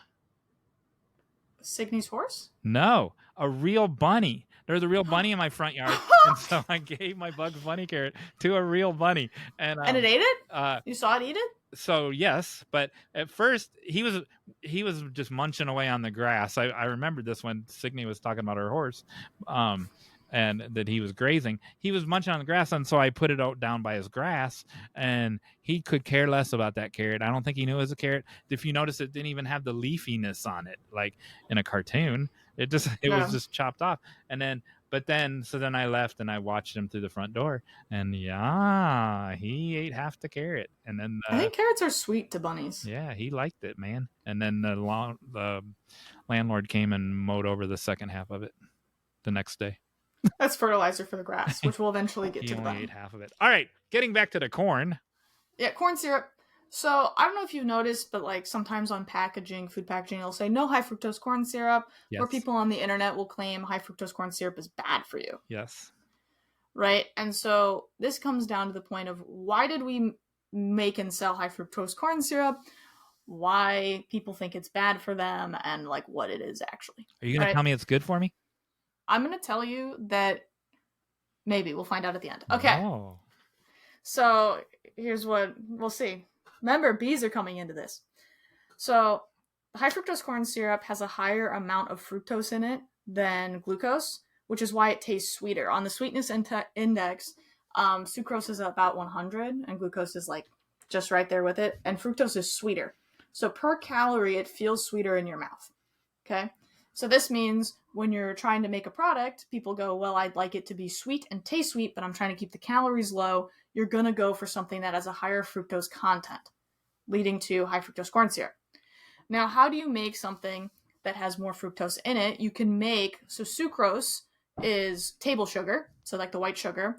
That's a little hexagon of glucose and a little hexagon of fructose, and they kiss, okay? And then that's what it looks like. It looks like that. And then you can make a double fructose. That's what it looks like. This is what it looks like. See my little knuckles? That's what it looks like. That's the okay, on the atomic level. And so you can break that bond between them and make two fructose kiss. And then that'll taste sweeter, but it's still sugar because it's still like the same chemical structure. And so where did we like find out that we could do that? Someone dropped the corn into the wood chipper. Okay. Wiped out the goo. Wait, the other thing has to be introduced into it. And a bee would happen to by. Okay. And, A bee happened by. Okay. and the guy with the same rag that the guy swatted wiped up the stuff with, swatted at the bee, and now some bee particle wound up on his rag, and then he was all sweaty and hot, and then he's like, oh, this tastes pretty good, and that's how he discovered it. John Myers, that's exactly right. That's so crazy. Close. So, on a chemical level, honey is about 40% fructose. Okay. Right? And then high fructose corn syrup is about 42 to 55% fructose. I did use Google for that. And so basically we looked at honey. We liked the viscosity of honey because you can put it in tanks. So when you do that, instead of like hard sugar, like crystalline sugar. So we're like, okay, like if we make it with higher fructose, then it's more liquid. So corn syrup is a little bit more viscous than honey typically because it's a little bit higher. But yeah, so we were inspired to like make something like this from bees. And so the most similar thing that's naturally occurring to high fructose corn syrup is honey, which is a relatively well accepted healthy sweetener. So why did people start saying high fructose corn syrup sucks? Because of money. Because follow the money, and it was taking away money from the bees. Right. And King Bee said, no, this is robbing money from Queen Bee. Queens are feminists. Okay, fair enough. Fair enough. But so the issue is a lot of the studies that were done on high fructose corn syrup that created the kind of conception that it was dangerous for you was having it be consumed in very large volumes. Oh. While any study that's been done on honey that's similar has been much smaller volumes, and so has never turned up any negativity. Eating any sugar at a high level of excess is bad for you and increases your risk of weight gain or liver problems, things like that. So with high fructose corn syrup, even though we use it with the inspiration of fewer calories, more sweetness, we still put way too much of it in our food, right? So that's why the studies, but if you actually compare it 1-to-1 to honey, outside of honey has some like natural, like, you know, things in it that get filtered out usually, but if it's not, it's really good. Like raw natural honey has some different things in it, but filtered honey that you're probably like buying from the store, if you're like just buying it in the little teddy bear package, is very similar to high fructose corn syrup, and honey hasn't been canceled en masse. And so I guess I am saying to you, John Myers, that high fructose corn syrup is not nearly as bad as people say it is. Yes. And going against any natural, like, ish-based sugar is odd, but we eat it at really high concentrations, which is the problem. Like, when you have honey, you just have a little teaspoon of it in your tea. When you use high fructose corn syrup, you're putting a cup of it into something that you're making, which is a much different volume. What? So that's my Hey John Myers. I just taught you about high fructose corn syrup, and now you'll know forever. Yes, and what you don't know is I put honey on everything. So I don't use salad. I don't use salad dressing. I use honey. I don't use maple syrup on waffles. I use honey. I love maple syrup. I don't. And so I put honey on everything.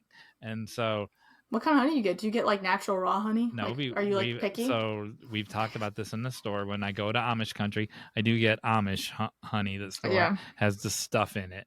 But I don't believe that's real honey. Real honey's in a teddy bear that you mentioned earlier. So if it doesn't come in a bear, it's not honey. Right. But I buy 100% pure honey. I make sure that there's not the stuff that you just said I could have in my honey. I do make sure it's full steam honey. So if you'd like to know more about John Myers putting honey on, what was it? Eggs, toast, eggs? Everything? I don't eat eggs. You don't eat eggs? No. Okay, live your life. Pop off. What's something weird you could put honey on? What is the weirdest thing you put honey on? Salad. Salad is weird. So if you want to hear any more about what the weird things John Myers likes to put his honey on, make sure you like and subscribe, ring the bell so we can annoy you that way. And yeah, there we go. There it is. And now it's time for the final act. yeah, but first you got to tell them to like you. That's the. I don't need them to like me. I'm okay. They can hate me. What? I enjoyed this part of the thing where you asked them to like you, and then now 1 week later you kill a turkey, and now look at you. Yeah, that's what the black's for. It's my evil arc. It's coming back. Oh, just don't break it yourself again. All right. No, it's good. It feels good. And now it's time for the final act. Yes, and today I'm matching you today. I know. I like it. Everyone should match me at all times. Could you imagine if the whole world was just filled with people wearing black V's? Last time I went to London, it pretty much was. I fit right in. Seriously. The whole world, John Mayer. That'd be cool. Last week or previous week, I saw you coveting my Parmesan goldfish.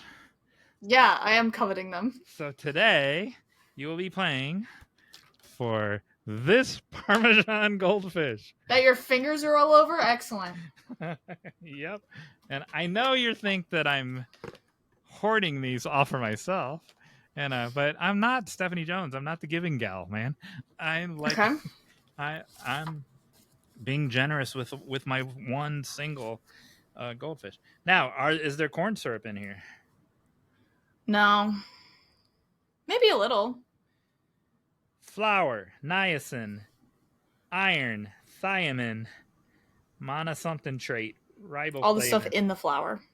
Folic acid, Parmesan cheese, milk cultures, salt, enzymes, butter, some big long word I can't pronounce, yeast. Try to pronounce it. Autolysine yeast extract. Oh, okay. And then baking soda. There is not any corn syrup in there. Nice. Goldfish really popped off. You predicted that well. Today, I asked you earlier to tell me your biggest affliction that you're willing to share publicly. Wrath. I knew that's what it was going to be. And so, fortunately for you... I mentioned before I'm an angry girl. Like, that's not news. It's just, that's probably my thing. And that's what people say about me. I'm sorry. Well, the answer is inside you.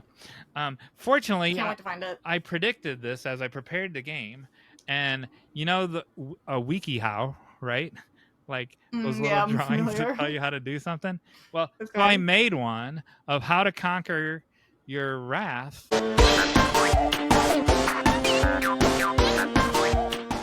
Well, so I made one of how to conquer your wrath, but I lost the script. And so all I have is the pictures. And so you get to describe the pictures to the audience and tell them this method of how it will help you get rid of your wrath. Because these are the pictures that will help you get rid of your wrath. And you drew them. It's a real WikiHow. I just cut out. Oh, I thought you drew them. I was so excited. No, it's an actual WikiHow. And and then at the end you can guess what the WikiHow is really for. But so it's not related to wrath. So I have to make it. Okay. I should have said that at the end.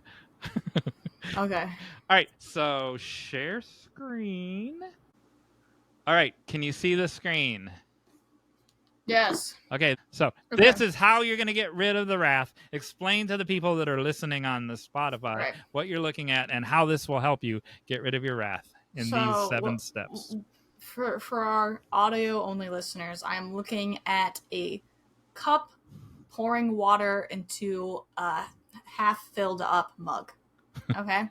Okay. So when you're looking at this, it's sitting on a table and there's a brick wall in the background. All right? So this is the first step to understanding your anger. Is you have to understand that everybody has a limit to how much stress they can take in their lives. Yes. And being able to visually, you can see the water level in this image, being able to totally understand where you're at and be in control over that moment of when you would boil over or have a rage moment where the water would spill out everywhere. So you have to be self-aware of where your anger level is to totally be in control of how you're going to react to others. I love it. I told you the answer was inside you. All right. When you're done with a slide, you have to say next so I can know what. And now we're going to go to the next slide. Oh. Wait, you're a little scrolled down. Is that how you want it? Okay, she seems to... Okay, a woman is eating what looks to be a little sweet potato niblets. I thought it was carrots. With a toothpick. It says an X and a clock, and it says before 30 minutes, and then she spits into the cup. So you see, you should not spend time with people who are going to spit in your cup, also known as add more stress into your life if it can be avoided. And if you do, perhaps not more than 30 minutes, so that you can not overextend the amount of negative energy that is filling your cup, which is your threshold of being able to tolerate, your own anger or disenchantment with your world and society. Because people are going to spit in your cup. People are going to do things you don't like. People are going to hurt you, right? And so you should try to protect yourself from these people by limiting your contact with them within your power. So, slide, I please. have life tenets. Is that one of your life tenets? People are going to spit into your cup. I think most people wish you harm. So, yeah. Oh, my goodness. All right, next slide.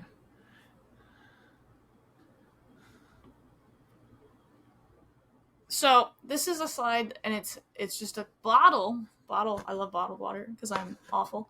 Of distilled water. So as you can see, some spit is purposeful, hateful, and that can fill your cup, and that can have a very high impact on your ability to respond. But distilled water happens too. Things that aren't done in any malice, like your friend makes you cookies, but they're the wrong cookie. That's full of love. That's good, clean water, right? But it's just not quite right. And so it still builds on the other things, like the resting that's already there and the spit that's been put in there by someone mean, And so that's kind of the distilled water is a way of understanding that not everything that makes you angry is disgusting or wrong, right? And your feelings are important. You just have to be aware of where you are in the level of your cup. Next slide. I am also a bottled water drinker. We're anti-styrofoam here at Write Better Together, but for some reason the plastic bottles get a pass. Yeah, you know what? Okay. Oh, interesting. So this is about what we have here is we have a blender with water and tomatoes, and they're blending it up and making a pureed tomato. It is a puree. Which is interesting. That's just sitting in a nice blue bowl. Now, this is an important thing because this is about creating, right? Which is what we're all doing here at Write Better Together.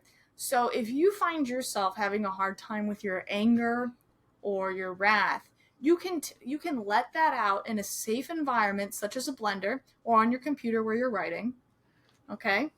And you can blend it up with other things like your creativity, if you're good at painting or writing, or if you like writing music. That's the tomato. Those are the other things that aren't just pure wrath, the things that you're good at. And you can blend those things together and you can make something new, something that's escaped the cup because it's now been released from you in a healthy way. And you've made something new that you could offer your friends if they like tomato water puree or whatever it is you've made. Yes. You're nailing this, by the way. I used to do improv for a speech and debate. I can tell. Okay, next slide. Okay. I have to think too. Now this is a complicated picture. We have the puree, we have our body, our rage meter cup that's now only a quarter full because we've gotten some of it out, okay? And then we have the distilled water bottle to the side, okay? I have no idea what this is about, actually. This is getting crazy. And so the point here is, so we're taking this thing that we've made, all right? And the wonderful thing about taking your negative feelings, right? In this case, in this example, anger, is that you can give and create something that can help other people deal with their own frustration, right? So you're taking your creation and putting it into the heart of another person who's having problems with anger, and they're enjoying what you've made, and then it's going to make that feeling inside of them also different. It'll make them feel less alone. It'll make them feel understood. And so this is about sharing that feeling of camaraderie with other people and what you've been able to create. Sharing. All right, next slide. Yeah, let's see what's next. I'm starting to get a little. Oh, we're boiling cabbage. Okay, so it's a pot and there's cabbage and it's boiling over a hot thing. So the water inside the pot is very dark purple, because that's what cabbage does to water. It changes it. What level of heat is that? It's on medium heat. It's boiling way too much for the size of the pot on medium heat. So this is, again, a very similar metaphor to before, about how you can create something new by, the stimulus. This is like another example of how you could combine the negative feelings of your water with something else. In this case, cabbage. Maybe this is a little bit more, down to earth. Maybe this is, I feel better when I go outside and garden, thus the cabbage. And this is changing the color of your water and creating a sense of peace, right? It's purple water now. And so you're changing your water with these things. And so then your feelings are changing, even though the volume is quite high. Oh. You have a lot of feelings. That's okay. And you're finding a place of peace. And so the heat is like the change in environment, if you will, like going outside, someplace new stimulus, energizing you to do something else. Wonderful. All right, next slide. And as you can see on this slide, we have cabbage, a sliced open cabbage, a yellow teacup filled with the cabbage tea that we have just made. And so the tea symbolizes the serenity which you've just created, which is very important to controlling your emotions and making you fully process your anger, is to calm down and then think about the things that have made you upset in the first instance. Next slide. This might be the last one. Yes, this is the last slide. Right. And so this slide, we have a glass jug of the cabbage tea being poured into another jug of kind of murky yellow water. You can tell it's cabbage tea because there's a cabbage in the bottom of the cabbage. Right. And glass. So that's how we know.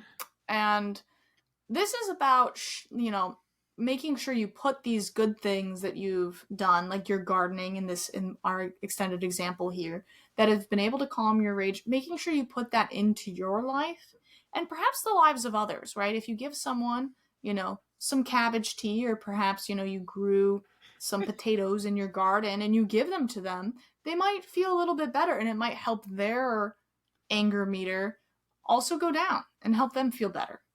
And that's also important. And so it's mixing these good moments into your own life and the lives of others. That's why we're engaging. And that's why the liquids keep pouring into each other and mixing with new things. We're engaging. We're not letting that anger from the first slide boil up and spill everywhere. We're using the energy we have productively. It's also in a way that makes us feel good. On the previous episode, when you talked about the mood octopus, when your boyfriend, if he sees you like in the kitchen boiling cabbage, he can be like, "Uh-oh, she's boiling cabbage again. Something's wrong. Something's up." It's like the mood. All right, so the mood that October, was the last. The mood octopus. That was the last slide. That was the last slide. Good job. I feel like you've solved your anger issues. Wonderful. No. I knew it would. I'm so glad you think so, though. What now? So what was this really? This is insane. Wait till you hear what it was. Is it about making dyes, like natural based dyes? Nope. Okay, then I have no idea. So they were making, for some reason, that puree.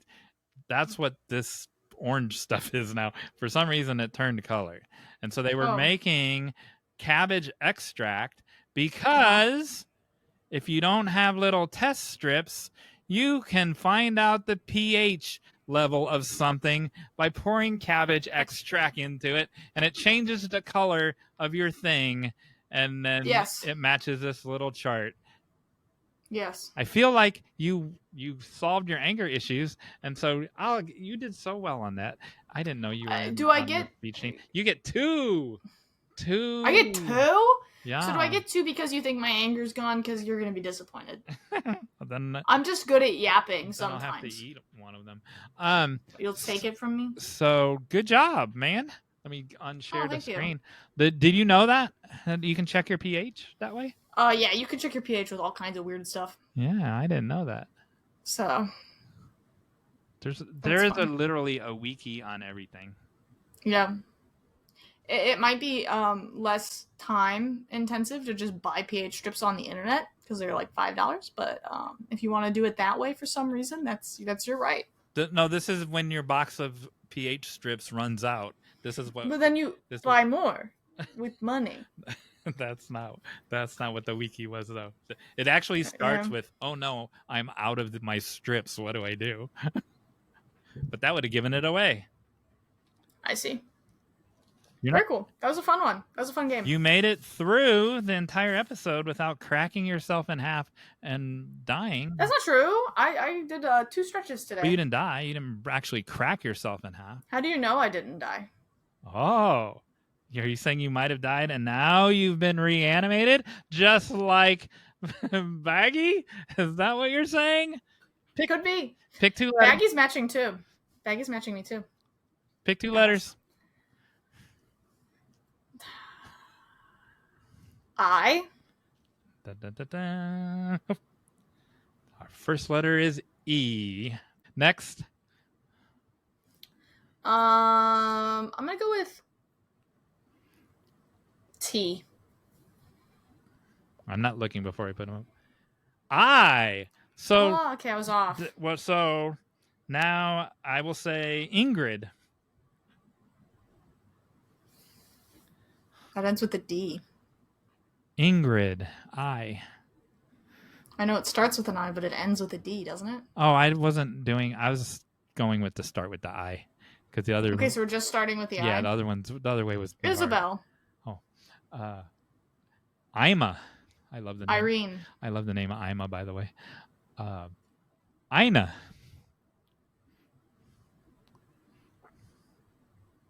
Ivy. Oh. Someday I'll tell you my story about if I have a girl, what I want to name her. There's no time for that now. Indigo. Isha. Oh. Ilsa. My friend's dating a girl. Ilsa? Is that what you're going with? Yes. My friend's dating a girl named Isha. She seems very nice. What'd you say to one before? Isha. And what'd you say about her? Oh, my friend's dating a girl named Isha. She seems very nice. I've never met her, but because he lives far away, but cool. Her birthday was recently. Shout out to Isha. She needs to watch the show. Shout out to Isha. She doesn't write, but she seems cool. Anyway, she has pH, I'm sure. She eats honey, I'm sure. Igor. Igor, you mean? No, Igor. It's Russian. I know that's a joke.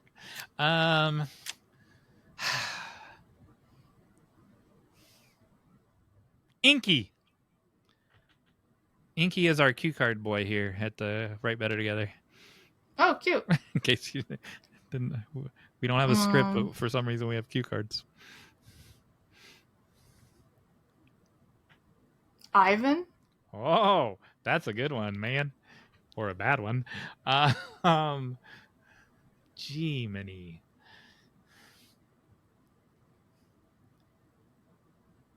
I have another one.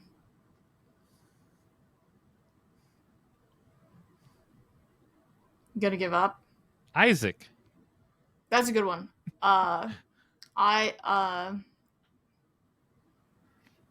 Ivar. That was your one that you had ahead stored up? Mm-hmm. Wow. You distracted me because I thought you were done.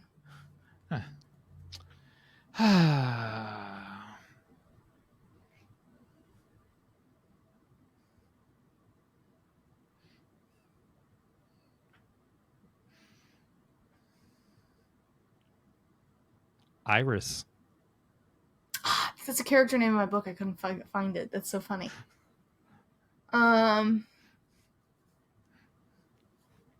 Ira. Oh. I have a friend named Ira. Very good one.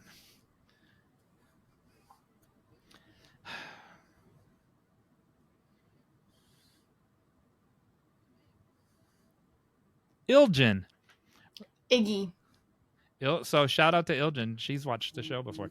One of our first guests, Pinar Tarhan from Turkey. Her best friend is Ilgen. Big long Turkish name I can't pronounce. Iggy, huh?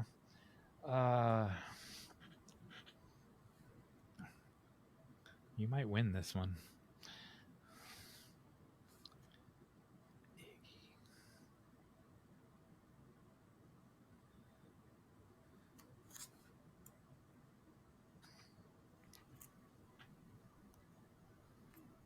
Ileana. Here's the thing about this game. I start to give up and I start to not care. At a certain point, I'm like, yeah, it's a lot of good I names. That's fine. And then you get angry. Yeah, and And I'm you just gotta like, go boil why am I some- doing this? Then you got to boil some cabbage. I'm like, why am I doing this? I can see why Emily didn't like this game. This wasn't the game. I like the original game where it was just like we picked numbers and I guess. I think that's fun. But like this part, I'm like, what the heck? You're welcome to change it to something else. I don't have any ideas though. I get idea drained. You're full of ideas. You're a creature of wonder.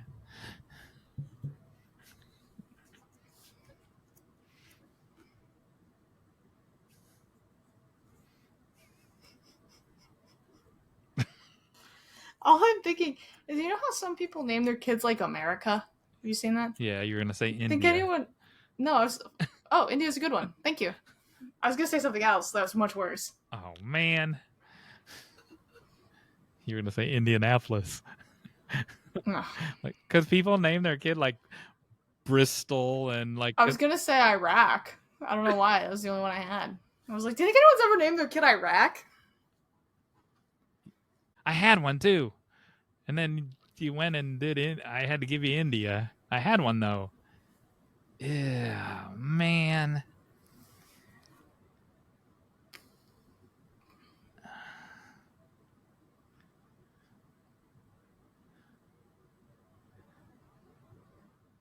Ithaca. I feel like that's made up. So are we making up names? Ithaca, New York. Mm-hmm. That's not a name of a person. It is if you. It is if you've been there. No. It is if you lived it. Okay. I reject that. Okay. Well, no, you already said Ivy. I already said Ivy. Oh, all right. I lose. Okay. You got one to top it with?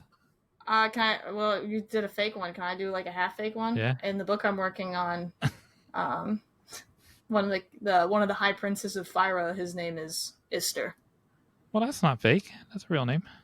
It isn't a real name, but I picked it off a baby name website like 10,000 years ago. So Wonderful. And couldn't have done it without you. well, we couldn't have done it without you. Dang, you beat me to it. Well, you wait for me because you're nice. That's why.